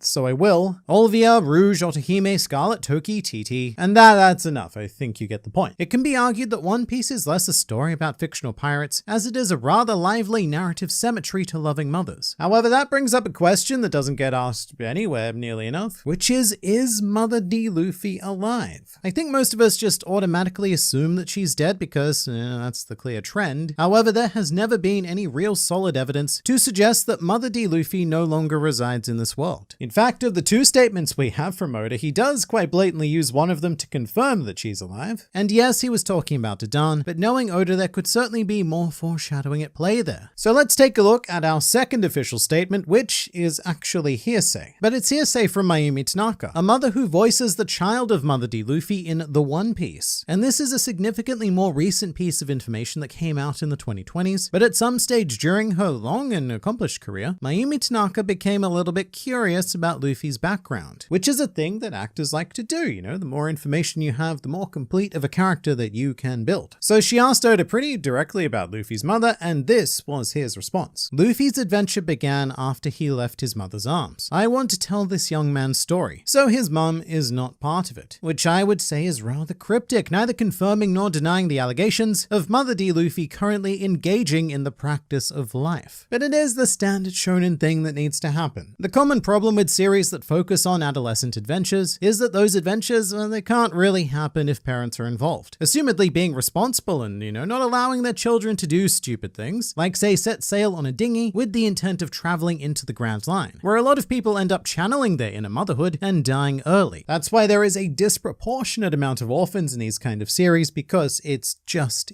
easier. But with the critical mass of absentee fathers in One Piece, there's clearly room to break that mold with an absentee mother, although I would personally find it quite unlikely. Going by the standards of what Oda has both said and done, it feels like Luffy's mother is going to remain out of the picture, because this is his adventure, and just like Christmas lunch, getting family involved is something that only leads to disaster and regret, so let's not do it, let's not invite them. However, there is also a very One Piece answer to Mother D Luffy potentially being alive. We know that Luffy is unfamiliar with his his father. But for all we know, he could be very well aware of who his mother actually is. Towards the end of the series, the topic could just come up randomly and I could see Luffy going, oh yeah, mom, haven't seen her in a while. Been too busy with all of my adventure and punch fighting. Maybe, I still think it's unlikely. Right now it feels like if she was featured at all, the future purpose of Mother D. Luffy would be for some sort of eventual dragon flashback. A tragic death perhaps actioned by the very deformed hands of the world nobles. Some personal tragedy to really kickstart his quest of bringing down the system and enacting the justices or whatever it is he wants to do. We're not entirely sure yet. Funnily enough, at this moment, Dragon is treated by the world government much more like what we know of Rocksteady Zebek, very much being labeled as a terrorist-style operator. And I think it would be really interesting if and when we get to Rox, if he wasn't that at all, and he was more like the dragon of his time. Anyway, Rox got punched by Garp, and Garp is the granddaddy of Luffy, and therefore Garp is somehow related to Mother D. Luffy. I say somehow because, well, it's not entirely clear. The assumption for most of One Piece has been that Dragon is Garp's son, given that they both share that key monkey name. However, Garp has never actually referred to Dragon as such. He usually says something more along the lines of your father as opposed to, say, my son. At one point, he even said to Luffy, you're just my kid's kid, which I just find interesting because we're using some very roundabout language there to make sure that we don't necessarily confirm Dragon as having been crafted from the seed of Garp. And I would be really interested if Mother D. Luffy was actually Garp's daughter, because knowing his luck, she would have been a raucous pain in the collective behinds of every marine, perhaps even being the first of his family to become a pirate, or even an early revolutionary. And as for why Dragon would have the monkey name, well, I've done a whole video about this before, but it's not uncommon in Japanese culture for a man to be adopted into a family via marriage, which is called mukuyoshi. The reason why I would personally want Mother D. Luffy to be Garp's daughter, though, is because it would lower the chances of her being some sort of random, irrelevant civilian. Whereas if Dragon is the true wearer of those Garpy genes, then Mother D. Luffy is more likely to be a random woman who didn't do a whole lot except for exist and then give birth and then stop existing, which is scientifically known as the Rouge phenomenon. Whatever the case may be, Luffy's mother is always a bit of a hot topic within the fanbase, as many, let's say, imaginative individuals believe that we have already met her. I'm sure you're all familiar with the Crocomom theory. I've done a video on it before, so I'm not going to go over it again here. But if a character is female, or at least has the potential to become female, which is surprisingly doable, then inevitably it is speculated that said character is Luffy's biological mother. For example, on Reddit there is a post from a user whose name I won't say because I'm fairly certain it's racist, but he argues that Stussy is Luffy's mother, with the main piece of evidence being, and I quote, similar name to Luffy. Luffy, Stussy, Luffy, Stussy, Stuss, Luff. In fact, you can even mispronounce them the same way as well with your Luffy Stussy combination. However, that is but the tip of this iceberg, and I am now going to present to you a very left field, but surprisingly compelling theory regarding the identity of Mother D. Luffy. 8 months ago, a thread was posted by Man United Red Devil titled, The Answer to Who is Luffy's Mother, and then in brackets, big letters saying, spoilers. So there's your spoiler warning, I suppose.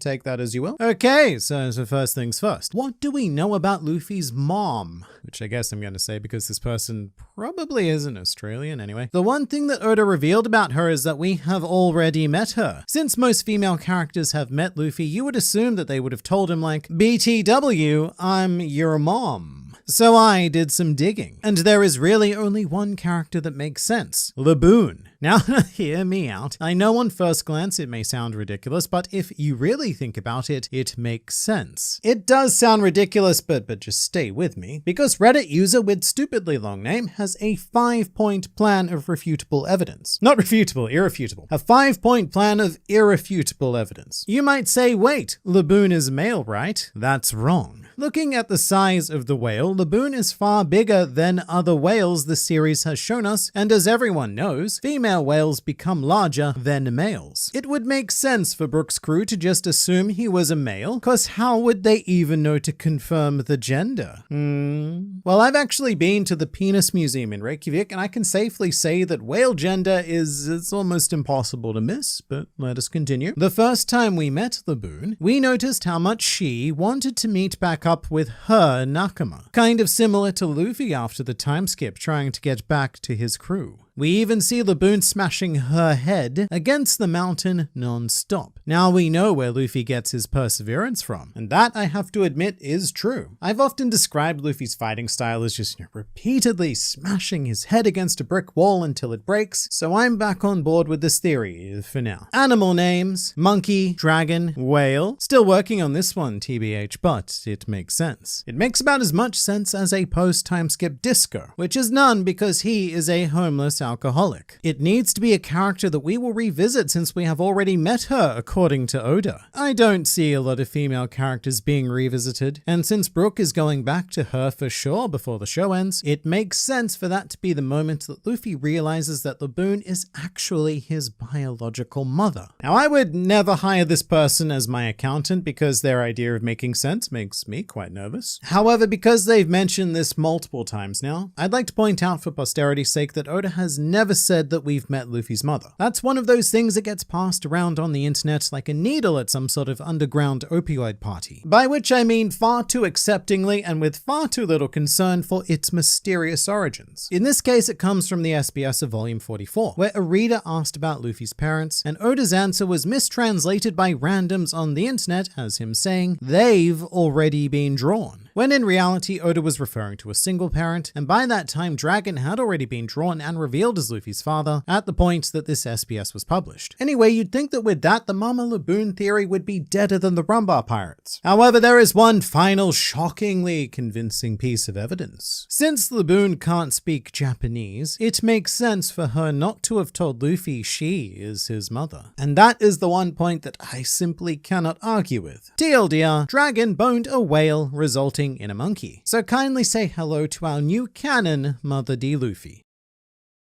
Why didn't Luffy awaken his devil fruit during the fight against Katakuri? Surprisingly simple answer to this one, he did. In fact, this wasn't even Luffy's first awakening. We have this tendency to think of devil fruit awakenings a bit like a light switch. They're either on or off. That's very much the impression that characters like Flamingo Man and Mochi Man have given us. However, other men also exist, such as Dr. Man and Junk Man, and their awakenings manifest themselves as a very specifically catered bonus power, new abilities that need to be honed and trained. And once mastered, Kid and Law may even be able to push their powers further and gain even more new abilities. Because if there's anything we've discovered with Gear 5th, it's that the potential for devil fruits is practically limitless. Another great example would be Chopper. Even in the early days of Drum Island, our drug-addicted reindeer was able to develop mechanisms to push his devil fruit beyond the transformation limits of standard Zoan fruits, eventually delving too deeply into the awakened monster form, and after the time skip, ultimately mastering the monster form. My proposal here is that the awakening of devil fruits is much less like unlocking the full potential of the fruit, and more like gradually ascending a set of stairs, with each new step granting a new ability until you've taken so many steps that your powers are completely unrecognizable from where they began, and thus being deemed awakened. That's what I believe Luffy has been doing throughout the entirety of One Piece. Gradually awaken his fruit, going step by step until it finally culminated in Gear 5th. And it all starts right at the beginning, which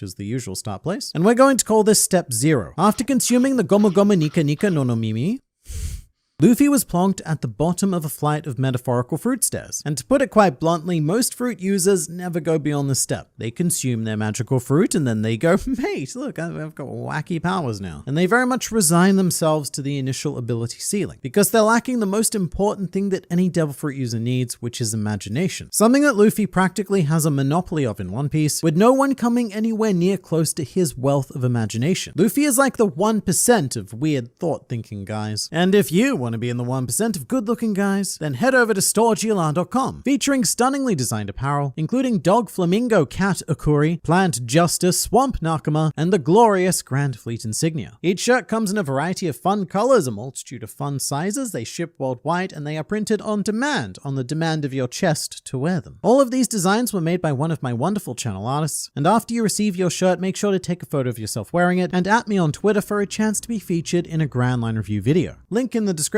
so go do that, it'll be fun. But for now, let's keep talking about how Luffy had already awakened his devil fruit. And I find it so strange that a lot of people were put off by the wacky Looney Tunes nature of Gear 5th. I mean, put off might be the wrong way to say that, but I suppose that I was surprised that they were in any way surprised, because Luffy has been pulling this sort of crap since the very beginning. A great example is Arlong Park, where Luffy was heavily inspired by Genzo's pinwheel, and so naturally Luffy decided, hey, what if I, Luffy Man, were to become a pinwheel? Which he did when confronting Arlong, which was by far the most serious serious and emotionally charged arc at the time. And it showed us very early on that no matter how high the stakes are, Luffy is always going to do weird, wacky stuff, such as on Alabasta, where Luffy was initially unable to overcome Crocodile's low gear powers. So what was the genius Luffy solution? Well, that was to use Gomu Gomu no Baku Baku to inflate his head and literally eat Crocodile. Which, fun fact, I've also done that. You can eat Crocodile in Australia, and honestly, it's surprisingly bland. I don't know, I think I was expecting more scales. However, Luffy's Crocodile was far less bland than mine, as his food fought back. But this attack was also inspired/stolen from Wapol, because Luffy saw Wapol eating literally all of the things and thought to himself, mate, that's absolute genius. Luffy may not be a pirate in many of the conventional ways, but when it comes to stealing, Luffy, mate, he is all about that. He sees something, literally anything, and decides to either use or become that thing. Probably the most original idea Luffy has ever had is the complete and utter absence of ideas when he used Gomu Gomu no Bo on Skypia, countering Enel's observation haki by shutting down his brain and relying on raw instinct. And just like the pinwheel and the crocomile before it, this technique was an abject failure. That doesn't mean there were bad ideas though, in fact, quite the opposite. At this point, Luffy had all the imagination he needed. However, his imagination was significantly outpacing his physical abilities. And this is an important factor in any self-development. Thinking ahead gives you a goal to physically work towards. And this is what I believe the key to awakening is. Luffy's relentless imagination continuously pushing his body to assume new forms and push the very boundaries of vaguely established rubberhood. To put it another, potentially more relevant way, Luffy did not have the freedom he craved. The world's greatest imagination was trapped within the limitations of a very rubber boy body. But that would all change during the Water 7 saga, where Luffy was smacked on the behind by the frosty fist of a Marine Admiral, and it finally became clear that Luffy's imagination and willpower alone was not going to be enough to complete this journey, which was the break that pushed Luffy to develop Gear 2nd and Gear 3rd, both of which are small glimpses into what would become the eventual power of Gear 5th. Gear 2nd introduces the element of steam, which would become a persistent feature of all future gears, and Gear 3rd would introduce the idea of big, like really big boy rubber man boy. And this is the first real step of the awakening staircase. Luffy has now awakened 2 new abilities that were unavailable to him right out of the box, but we're still close enough to the beginning of the staircase to stay grounded, by which I mean that 2nd and 3rd have their own fictional scientific explanations. In theory, what Luffy does is speed up the blood flow of his body, providing it with increased oxygens and all sorts of delicious blood nutrients, which results in the heat and the steam. In fact, Rob Lucci did essentially accuse Luffy of doping. However, the fight battle officials did rule in Luffy's favor, and so he maintains the win at any slobby. Again, it's fictional science, so it doesn't stand up to real-world scrutiny, but it's our first step towards the outright insanity of Gear 5th, gradually layering in those absurd ideas that would eventuate in Toon powers. In a way, you could also think of Gear 2nd and 3rd as cracks emerging, with hints of Devil Fruit Awakening leaking out of them, and those cracks would become much larger during the time skip, although we wouldn't be treated to the results of that until Dressrosa. Step 2 of the awakening staircase was the advent of Gear 4th, very much acting as a bridge between the more practical, sciencey gears and the bizarre religious iconography of Gear 5th. In Gear 4th, the once natural steam is now physically wrapped around Luffy, and with the haki coating, this makes him resemble Neo statues, which are known as the Guardians of Buddha. And this is why Hyogoro compared Luffy to a guardian deity during the raid. And whilst it does seem more serious,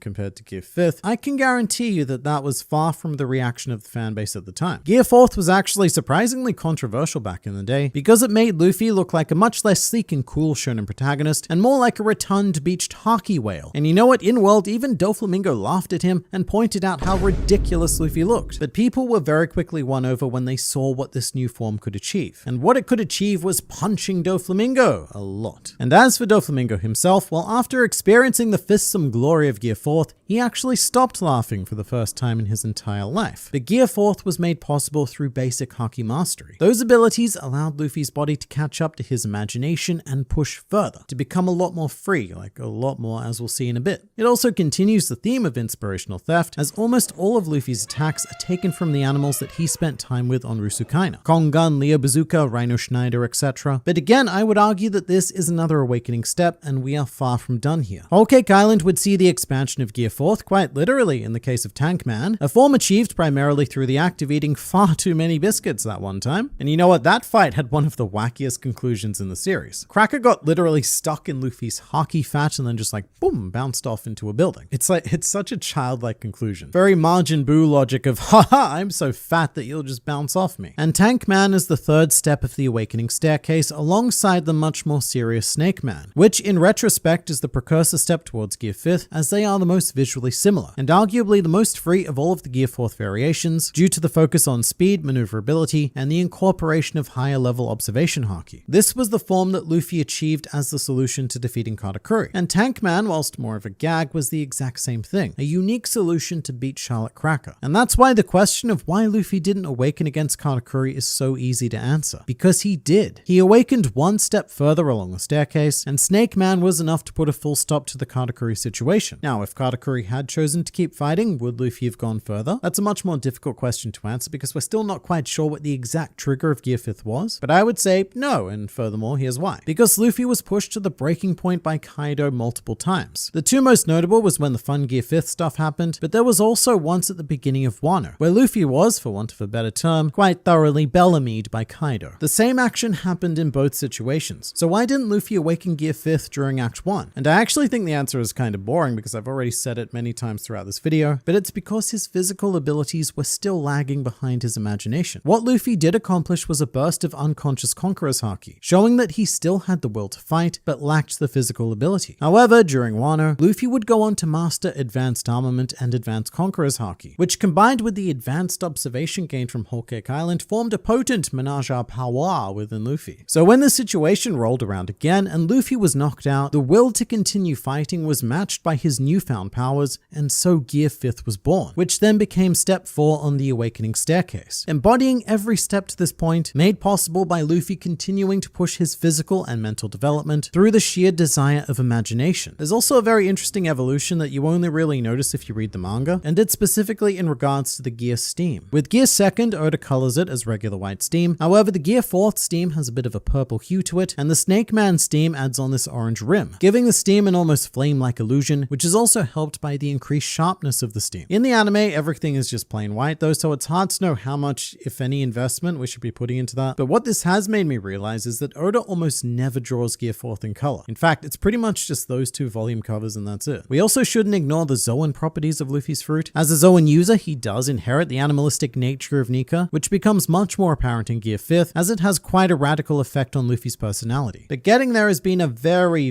gradual process. There was no key moment like a Super Saiyan style transformation where Luffy went from one to the other, and in fact every element of Gear 5th is something that Oda has been, I would say, painfully slowly drip feeding us over this shockingly long series. And that takes us to the big question of this video, which is, are we even at the top of the awakening staircase yet, or are there still further steps to be taken? I mean, from a meta perspective, One Piece still isn't over yet. We still have a whole saga to go through, and Luffy's toughest fights are likely still ahead. So Luffy may still not yet be fully awakened, whatever fully awakened even means. In fact, it's entirely possible that there's no such thing as a full awakening, just more steps to be taken, governed entirely by the will and imagination of the fruit user in question. So please do let me know in the comments, what do you think Luffy's next step will be?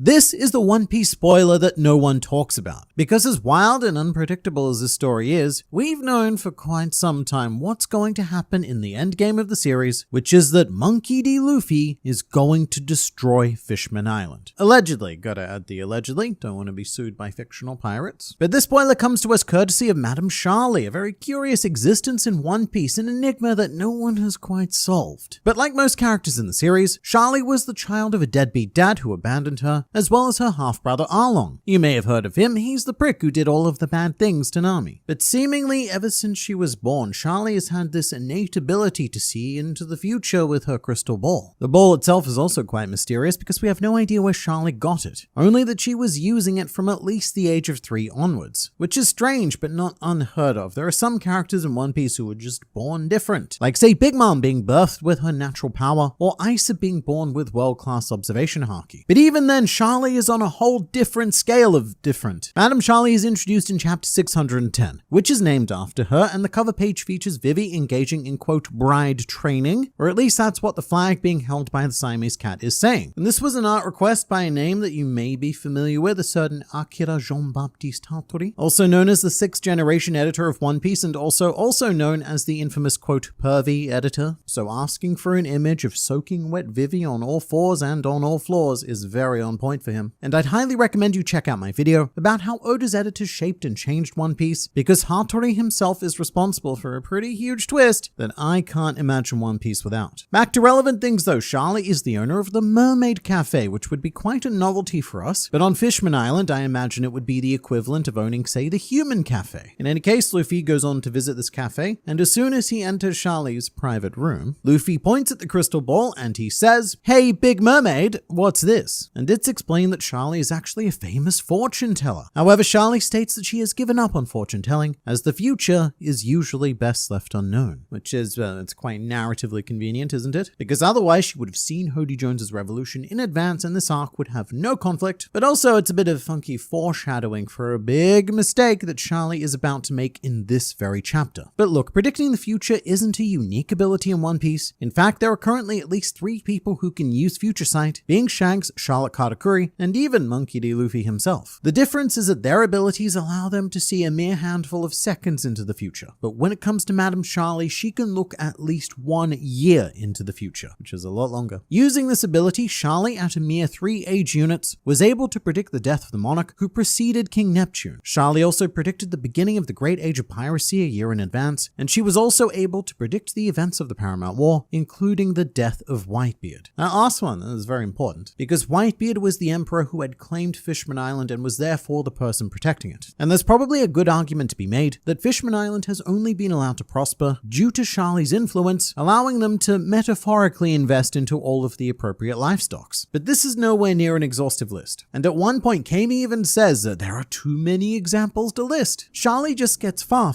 too much right for any of us to be able to keep track. But the important thing to know is that Shyarly's predictions have never been wrong. Everything Shyarly has stated would happen has happened. And that's very worrying, because her final prediction is an apocalyptic level event. However, are these really predictions? Or is there another explanation for Shyarly's abilities? Because another thing that happened when she was 3 years old was that the Sea Kings living in close proximity to Fishman Island began to get unusually violent and destructive. So Shyarly looked into her crystal ball and stated that the Sea Kings were restless because they were waiting for the mermaid princess to be born. Which is interesting because that's not necessarily a prediction so much as a communication. It's like she asked them what the problem was and they said this is the problem. Now this was taken as another classic Shyarly prophecy, predicting the birth of Princess Shirahoshi long before Neptune had even met Otohime. However, Princess Shirahoshi wouldn't be born for another 10 years, which is very much on the extreme end of fortune telling, even for the insane abilities of Shyarly. But I think this moment may actually be the key to understanding Shyarly's abilities. So this is going to sound crazy at first, but just go with me. Shyarly may not be able to see into the future, but instead she may be able to communicate with someone, or more accurately, something that can. When Goldie Roger's crew were descending to Fishman Island so that Odin could go and read the road poneglyph, they encountered an unexpected presence. Both Roger and Odin non-consensually eavesdropped on a conversation between Sea Kings where they stated, "The birthing is at hand. Our sovereign will soon be born," and another in a distant sea. "The whales are delighted in anticipation of the day the two sovereigns shall meet again. We have waited for so long. It's almost here, and surely all will go well this time. Just 10 until the birth, and another 15 to grow." And what the Sea Kings are referring to here is the future meeting of Luffy and Shirahoshi, the modern-day incarnations of Joy Boy, and the Void Century Princess wielder of Poseidon. Things went badly back then, hence why Joy Boy had to write his apology poneglyph. That's what they had to do back in the days before YouTube. You couldn't make an apology video, you had to write out an entire apology cube. And that's why the Sea Kings are saying, surely all will go well this time. And I mean, we'll see about that in a bit because, again, there's a worrying prediction. But Roger took this as a sign that his son would be born in the distant sea, and after finding Laugh Tale, immediately disbanded his crew in order to set out and knock up the first willing womb he found. And that also did not go well. But here's my personal thoughts on this. It's just not very One Piece-y to have unexplained powers like Shyarly's fortune telling. If anything weird or seemingly magical happens in this world, 99.9% of the time, it's going to be explained by devil fruits, haki, or otherwise fictional science. Magic is not a thing in One Piece. And one great way to explain what's happening with Shyarly is the idea that she also has the ability to hear the voice of all things and can use it selectively by channeling the power through her crystal ball, essentially meaning that these predictions are not hers. What Shyarly could be unknowingly doing is tapping into the conversations of the Sea Kings, who for whatever reason just cannot seem to shut up about the future. To be fair to them, I imagine that the life of a Sea King isn't all that exciting, and they do need something to talk about just to pass the time. However, the big difference here is that Shyarly doesn't just hear the future, she seems to to visually envision it through her crystal ball, which is a phenomena that I cannot cleanly explain with this theory. The only way I could make sense of it is by suggesting something a little bit messy. Like say using the voice of all things in conjunction with natural future sight, which would allow Shyarly to conjure images of whatever the creatures were talking about. Although there is another thing that gives me a lot of pause for thought, which is that sometimes Shyarly's predictions are oddly specific and on quite a small scale. The ones that most people remember, like the start of the Great Age of Piracy or the death of Whitebeard, are all of these epic world-changing events, but Shyarly can also predict much more mundane local stuff as well. In fact, early on during one round of predictions, King Neptune's guard says she, being Shyarly, was right about the seditious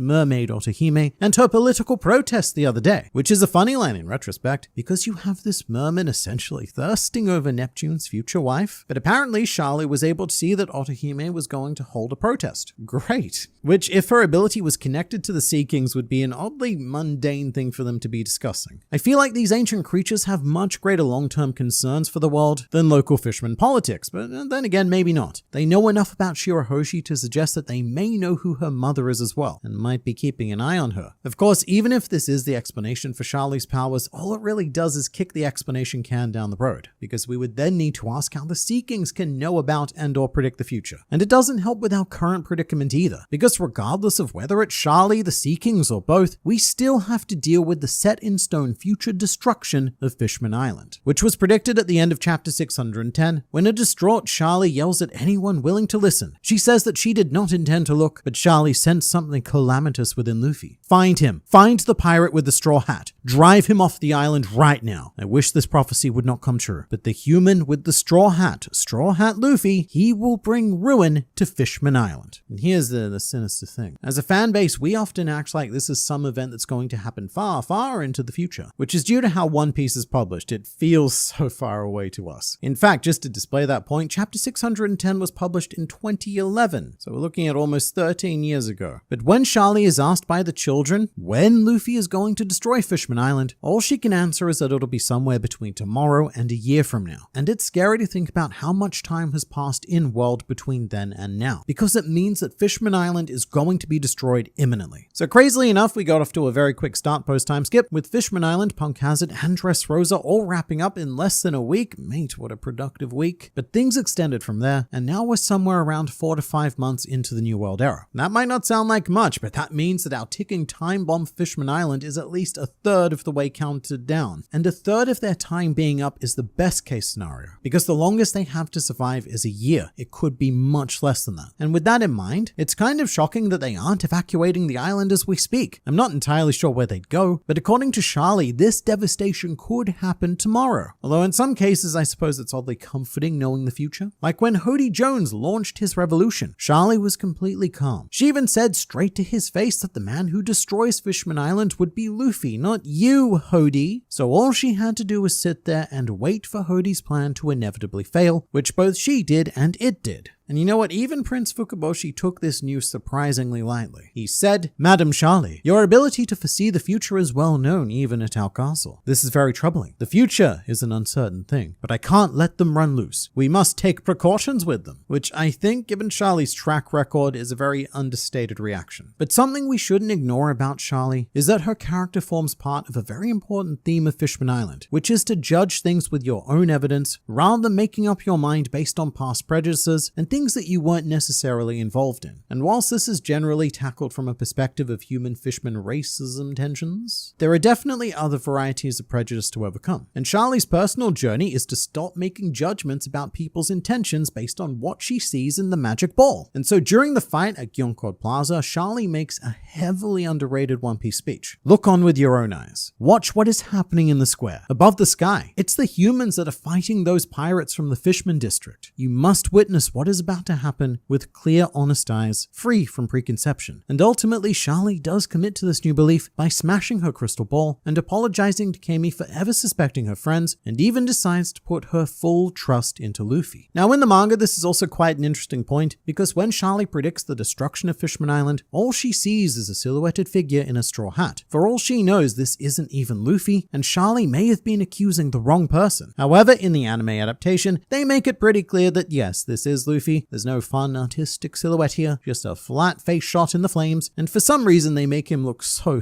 much more evil than he's ever seemed before or since. So I don't know what to think myself. These days the anime usually works in very close collaboration with Oda. However, that wasn't always the case, and even in the modern Toei anime they do take liberties that are sometimes later contradicted by the manga. So for now, it should just be noted that within the canon of the manga, it is not 100% guaranteed that this is Luffy, although it is highly likely. And even at the conclusion of Fishman Island, Kami feels quite conflicted about this because the elephant in the room that everyone's choosing to ignore for now is that Shyarly's predictions have never been wrong. And I think that what most characters are trying to take from these events is that the future isn't set in stone and can be changed, which would be the message behind most traditional shonen series using this sort of narrative device. And even within One Piece itself, the whole idea of future sight via Haki is to see a vision so that you can change the outcome of the future. But with Shyarly, I don't think this is the case. I personally believe that this is Luffy, but we're seeing the situation out of context. Luffy will destroy Fishman Island, but is that necessarily a bad thing? The vast majority of mermaids and fishmen want to follow Otohime's dream and migrate to the surface anyway. They want to start a new civilization living under the direct sunlight, rather than what the sunlight treaty funnels down to the seafloor. And this is a very convenient dream because whether they wanted to leave or not, they're gonna have to. Because the fact of the matter is that Fishman Island is located in a very precarious spot, directly under the red line, not on the seafloor in front of it, but in a strategically carved hole under it. And this is important because the leading ideas for the conclusion of One Piece almost all point to the destruction of the red line, to remove the one thing separating and trapping the various areas of the world, thus creating the largest level of freedom possible and turning the world itself from separate pieces into one piece. And during the Void Century, a series of weapons were made in the case of Pluton, or sourced conveniently in the case of Poseidon, or something else in the case of Uranus, which we still don't know. But the strange thing is that these weapons of mass destruction were gathered on the side of our theoretical protagonists. They were under the control of the Ancient Kingdom, and I believe they were made because the original Joy Boy's plan was to use them to destroy the Red Line. Hence why the Noah was also built during the Void Century, to not only ensure their safety, but to keep a promise to the mermaid princess Poseidon and transport all of the fishermen and mermaids away to live on the surface. However, for reasons that we do not yet know, Joy Boy failed. The world government won the conflict, and we had to move to Plan B, which was to hide the ancient weapons for almost 1,000 years waiting for the next Joy Boy, as well as the next mermaid princess, both of which we have now, and Luffy will now inherit the obligation to do what Joy Boy could not. Hence why Luffy will destroy Fishman Island, but maybe not so actively. Shyarly's original words in the manga were that Luffy would, quote, bring ruin to the island. She and everyone else later go on to talk about Luffy as if he'll be the one to burn it all down himself, but it feels more like he could be a catalyst. For example, in a situation where the world government gain control of an ancient weapon, or ancient weapons plural, they get them, they're like, haha, then they take aim at Luffy, who they don't like, and is currently on Fishman Island for some reasons, and then that's what brings ruin to it. Or it could even be slightly more abstract than that. Say if the world government discover that Fishman Island has some sort of allegiance to Luffy, then they decide to make a preemptive strike without him even needing to be there. However, ruin is still brought to the island via its association with Luffy.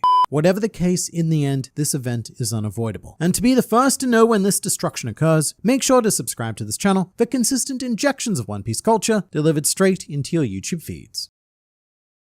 This is Monkey D. Luffy. He's had a rough 2 years separated from the Straw Hats, gained a little weight, and developed a crippling alcohol addiction, but I'm pretty sure this is him. And even if I'm not, he certainly did have the world convinced because in reality, gasp, this is Three-Tongued Damaro Black, a villain whose run starts and concludes within the span of 5 chapters, which sounds way too short to make a full video on, but I have always been a huge fan of this guy. I think the fan base impression of him as being a complete joke, and that's not entirely wrong, but Oda put so much work into every aspect of Damaro Black, work that goes unnoticed. He represents a lot of clever ideas, masked by an impenetrable layer of blubber, but today we will penetrate. Because we are on a mission to rank every major antagonist in the most comprehensive and exhaustive way possible, video by video, this time featuring the Luffy we have at home, Damaro Black, who I should say is a very tricky antagonist to rank, because what he does is he fills the void that Luffy left when he went off to go training with Big big animals during the 2-year time skip, which left Luffy's identity up for grabs, and it was grabbed by this, this. And the primary idea behind this villain is to explore how the world sees Luffy. We as readers and watchers see Luffy as this pure being in it for the adventure, the friends, and the dreams. But that's not how characters within the One Piece world view Luffy. Because according to all of the world government and Big Bird propaganda, Luffy is an evil being, ruthlessly pillaging and trying to destroy global stability because he's a dick. So in world, Tomorrow Black is actually far more accurate to how the citizens of the One Piece planet view Luffy. A very bad man doing all sorts of very bad man things, like destroying any slobby, breaking the Impel Down prisoners out to wreak havoc on the world, and all the way up to modern day when it was reported that he took Dr. Vegapunk hostage. What a fiend. So you meet Tomorrow Black, and yeah, it seems like he's capable of doing all of these horrific things. And he also fits the profile of a more stereotypical pirate. So if you're a random dude in One Piece, it's very easy to believe that he is who he says he is. And that's why, as ridiculous of a caricature as he is, the world accepts Tomorrow Black in the role of Luffy. And it's not just random citizens who vaguely keep up with the news. Even the Marines believe that this guy is the real deal. A couple of them comment that, hey, Luffy looks a little bit different, doesn't he? But no, that can't be right. This is definitely Straw Hat Luffy. And this often gets neglected, but it needs to be said how much Tomorrow Black didn't just fool the citizens and the Marines, but also fellow pirates. At his recruitment gathering, we have a pirate admiring him, stating, "It's like a dream come true. The infamous pirate who wreaked havoc on the 3 greatest facilities of the world government, Enisobi, Impel Down, and Navy headquarters," which shows just how much of an inspiration Luffy is, not just to the kind-hearted people of the world, but also to the various nefarious villains of the world. They see his infamy as reported by the world government, and they go, "Mate, good job. One day, I hope to be as much of a prick as he is." And I don't know if this is the right word, but Tomorrow Black is like a reflection of Luffy. Everything's kind of the same, but it's all flipped and wrong. Or maybe a shadow cast by Luffy. Something that sort of resembles him, but is much more abstract. Which means that Tomorrow Black has very unique criteria for success in this video, which is that to judge how good of a villain he is, we need to determine just how well he does his job of contrasting Luffy, as well as the ultimate goal of Luffy taking back his identity and his glorious return to form. And just briefly on that, he's not introduced in the manga as Tomorrow Black. Eiichiro Oda introduces him as Captain Monkey D. Luffy and crew. He does that to the readers through a narration box. So even Oda is acknowledging that in this world right now, this is Luffy and the Straw Hats. So let's talk aesthetics. To his credit, it does look like Tomorrow Black did actually scar himself to take on the role of Luffy, but to give him less credit, he got it completely wrong. I mean, he tried, but it was the easiest possible thing to get right. The scar under the face. Luffy has 2 vertical lines, but for whatever reason, Tomorrow Black did 3. He also has an X-shaped scar on his stomach, which is notable because Tomorrow Black would not have known about Luffy's X-shaped scar on his chest. So there's some coincidental attention to detail there. And all in all, yeah, it's a comically lazy effort to cosplay Luffy. But what Oda does with his personality is sculpted to misshapen perfection. And Tomorrow Black's actions are a callback to many of the most iconic moments in One Piece. The most obvious one is when fake Robin and her real cucumber get captured. And remember that Luffy declared war on the world government and invaded Enisobi just to get Robin back. And later on, he invaded Whole Cake Island to get Sanji back. There is nothing that Luffy wouldn't do for a member of his crew. But when Tomorrow Black hears that Robin was captured by Cypherpole agents, he more or less says, who cares? We have like 100 of those pirate things already. We don't need her. So that contrast is pretty easy to spot. But there are much more subtle as well as much more powerful callbacks as well. One of the most iconic moments in One Piece will always be Jaya, when Luffy and Zoro were beaten by Bellamy and his pirates in the Mocktown Bar. It's a fantastic showcase of how much Luffy has grown to take on the philosophy of Shanks, who had the same thing happen to him in Chapter 1 at the hands of Hickman the Bear, which is a sign of maturity. Figures like Luffy and Shanks don't raise their fists over minor issues. In the words of Shanks, "You can pour drinks on me, you can throw food at me, you can even spit on me. I'll just laugh that stuff off. But good reason or not, nobody hurts a friend of mine." And speaking of spitting, there's a pretty rank part of Jaya where Bellamy spits his drink out at Luffy and Zoro, and they still do nothing. Because so what? Bellamy and his crew aren't actually threatening them, so they can mock all they like because he's not a threat to their friends or their dreams. Now cut to Tomorrow Black, and he is the complete opposite, because the same thing happened to him on Sabadi. He gets beaten up in a bar by Nami and Usopp, and instead of laughing it off and moving on, Tomorrow Black takes great offense at this act, and revenge becomes his main driving force. Because status is the only substance he possesses, he is all about that superficial respect. Unlike Luffy and Shanks, he doesn't have anything to fall back on. So he gathers his forces and he states, "I summoned you here for one reason. Your precious precious big boss, that's me, has been insulted by a bunch of nobodies. They're still somewhere on the island. Find 'em and bring 'em to me. So TLDR, bro got his feelings hurt. And he couldn't laugh it off. I mean, mate, this guy could never be a joy boy. He is a very sad boy. And the fact that Damara Black even has extended forces is another masterstroke by Oda. After Luffy picking up his straw hats, one of the very first panels we see in the post-time skip era is a poster stating that the straw hats are recruiting, that notorious Captain Monkey D. Luffy is indeed alive, and they plan to expand their crew in order to plunder the New World. Essentially, Damara Black is trying to build his own grand fleet, and he's doing it a whole 200 chapters before Luffy would have the opportunity to do the same thing. So what Oda's done here is show a contrast between Damara Black and Luffy that we don't even know about yet, because when given this opportunity, Luffy declines the Grand Fleet offer, stating that it'll cramp my style, which all has to do with the philosophy of freedom. Luffy doesn't want to be tied down to these forces, and he doesn't want these forces to be tied to him. That's just not freedom. But Damara Black has to tie other people to him. He doesn't have what it takes to be a decent force in the New World, so whether he realizes it or not, Damara Black is adopting the buggy model of using his status to have much stronger people fight on his behalf. So he's following in the footsteps of a literal clown, and Buggy isn't the only antagonist that Damara Black embodies, because I think he more strongly resembles Blackbeard, another character who is set up to be an antithesis of Luffy, because you can sum both Damara Black and Damara Blackbeard up in 3 words, those words being guns, booze, and women. Damara Black and Blackbeard are both notorious drunkards who favor excessive use of firearms, which is relevant because Luffy never uses guns. Not in the canon material anyway. He's held and even fired guns in color spreads before, and he has used firearms in non-canon media like the Strongworld film, when the Straw Hats burst into Shiki's base and started just massacring everyone, my god. To me, that was always such a weird choice that they made, because here's what would happen if Luffy got a gun. It would be the same thing as what happened when he used the Nidai Kitetsu. He would grab the gun and then just keep punching people whilst holding the gun. In regards to women, Luffy has no concept of sexuality. However, Damara Black is very physically motivated. The first real Straw Hat that he encounters is Nami, who is coincidentally drinking at the same bar as him. So Damara Black sees her, puts on some Straw Hat jelly belly swagger, and makes a move on her. But Nami rejects him with a sentence that I find hilarious. "No thanks, I'm waiting for a man, and you are not that." I added that last bit in because I feel like it's implied. Nami also says, "I'll tell you one more time, I'm not going to drink with you. You're not good enough for me." Meanwhile, when Usopp rocks up on the next page, he gets an immediate face full of boob, showing us that the fakest of Luffys aren't even the fraction of a man that the realest of Usopps are. Damara Black is a podium character. He's a stage element that exists so that other characters can step on him and look better. In this case, Damara Black's first defeat is handed to him by Nami and Usopp. This is important because Nami and Usopp have always been portrayed as the weakest Straw Hats. On one occasion, Oda even stated that he always intends for Usopp to remain the weakest crew member. So Damara Black is a podium to show just how far Nami and Usopp have come. That this fake Luffy, who isn't weak by the way, he's a pretty decently powerful pirate. It's just that Nami and Usopp have come so far in their 2 years of training that the bar for Straw Hat has been raised impossibly out of grasp for the average pirate. And the idea is that if Nami and Usopp have grown this much, then just imagine how powerful everyone else has become. And it's all thanks to Mr. Podium. And while we've explored how Damara Black embodies the traits of established antagonists like Blackbeard and Buggy, there's an even more important antagonistic force that he definitely evokes. There's a point during the Return to Sabaody arc where Damara Black shoots innocent civilians for seemingly no good reason. He states that it's because he was searching for people who looked like those citizens, but he doesn't particularly care, and he even goes on to shoot the other person just because he can. He feels entitled to because of his status as Straw Hat Luffy. The word entitled being very important because this scene is eerily similar to how St. Charles behaved in the original Sabaody arc. Charles also encountered a couple and shot the man because he wanted to take the woman as one of his numerous slave wives. And just what were all of the rest of the Straw Hats doing while this was occurring, you ask? Well, in that very same chapter, Chopper was busy getting high with a starfish. So well done, Chopper, well done. But I honestly don't see a huge difference between Charles and Damara Black in these respective moments. Both of them feel that their status gives them the right to treat people like objects and toy with them as they like. And in each case, it's unearned status as well, which is what completes Damara Black as the antithesis of Luffy, because the will of D is the enemy of the gods, aka the world nobles. So for Damara Black to truly contrast Luffy, Oda gave him the qualities of a budget-constrained world noble. But that doesn't stop him focusing on numbers, mate. He is all about numbers. For example, when a pirate worth 55 million berries tries to join his crew, Damara Black goes, "Nah, mate," and shoots him. Read the notice one more time. I only want people with bounties of at least 70 million berries. We're not accepting any captains below that level. I'm surprised you made it this far with a measly bounty like that. And I'd just like to point out that Damara Black's actual bounty is 26 million berries, so it's not even half of the bounty of the pirate that he shot. He even makes fake Frankie his bookkeeper to really hammer home those numbers, keeping track of all of the recruits and their individual bounties. He doesn't care about their qualities. What he sees are products with a price tag. Again, in the same way that the world nobles view anyone who isn't them. And to complete this comparison, Damara Black is so supremely focused on lineage, even if it's fake lineage. On multiple occasions, he proudly claims to be the son of Dragon the Revolutionary. In fact, I'm almost certain that Damara Black has said Dragon's name more in the 5 chapters he appears in than Luffy has in the entire rest of the series. Later on, Damara Black also adds that he is the grandson of Garp and has a 400 million berry bounty, putting a lot of weight onto his fake lineage that's supposed to grant him a divine right to rule over others. With all of that said, he does have one thing in common with Luffy, which is that Damara Black also cannot recognize people in mediocre disguises. Damara Black literally runs into the real Luffy, the man he's supposed to have studied to take on his identity. He even gets uncomfortably face-to-face close with Luffy and doesn't even begin to put those mental puzzle pieces together. And at the same time, the real Luffy doesn't recognize that Damara Black is trying to be him. It's a very fun interaction of two people claiming to be the same person, but having no idea that that's what the other one's actually doing. I also want to point out that Damara Black fits perfectly into the extended themes of Sabati and the groundwork that both of those arcs lay for Egghead Island. It's very appropriate to explore the idea of copies and identities in an arc and at a location known for the first appearance of the Pacifista, who are copies of Bartholomew Kuma, albeit much more successful copies than Damara Black is of Luffy. There's also something to be said that Sentomaru is one of the only people who recognizes that, mate, this is not Luffy, which I like because Sentomaru is the Kuma clone wrangler. He has an eye for detail and can tell them all apart and can also do the same for Luffy, even though he's only met Luffy once. And look, it's not a major thread. I'm not going to claim that Damaro is some sort of masterpiece because of this. I just think it's worth noting how Oda meticulously groups these thematic elements together. But when everything is said and done, as well constructed as he is, Damara Black is undeniably a gag villain. And while those aren't uncommon in One Piece, it is extremely rare for them to be the major arc antagonist. In fact, the only other example I can think of that happening is Foxy, but as a result, Damara Black cannot be judged based simply on the basic criteria. For example, at no stage was he ever a threat. His motivation is pretty bland. He's too pathetic of a character to be compelling. He has no character arc, and he doesn't even have a particularly satisfying end either. Sentomaru thwacks him with an axe, he gets caught, and that's the last we've heard of him. Which I think is a shame, because there is so much potential for a cover story or a B-plot that focuses on the fake Straw Hats. They definitely fall into the category of wacky villains that don't quite hold their own arcs, but would make phenomenal side characters. But that is a fail for every category I would normally use to judge an antagonist. Theoretically, Damara Black should be the worst villain in the series, and yet he isn't. I think what really saves Damara Black is that he did not overstay his welcome. He got in and out in 5 chapters quickly and efficiently, performing all of his required functions, of which there were many, as we've explored, so he wasn't a haphazardly written goofball. He had a clear purpose to embody the direct antithesis of what Luffy is, as well as to become a bit of a petri dish of everything we're fighting against in this world. So it's honestly difficult not to call him a resounding success. It's just that his success, well, it wasn't very narratively ambitious. And I think characters should be rewarded for taking on higher challenges, even if they don't succeed at those more difficult challenges as much as Damara Black did with his easy difficulty setting. The bar for success was very low, but Damara Black well and truly cleared it. And I think the most appropriate tier for someone that I would describe as underwhelming but very proficient would be a middling C tier. Now, one thing I should add is that this video was recorded and edited before chapter 1115 came out, which gave me exactly what I wanted, exactly what I felt was missing, which was the return of Damara Black. Except with his official spelling now being Damalo, and instead of Luffy, he is now pretending to be Eustace Captain Kidd, which is a development that I love. It's not one that's really going to change the outcome of his positioning on this tier list, but I need it on the record that this man and his crew are still active, and I hope that we continue to follow his insanity well into the future. I definitely think that he could have been more, but he isn't, and here we are. Or in this specific case, here we were. Because the best thing about Damara Black is that he and the fake Straw Hats have their own theme song called We Were, which is a very poorly sung rendition of the classic intro, We Are. But you let me know in the comments which antagonist you'd like to see ranked next.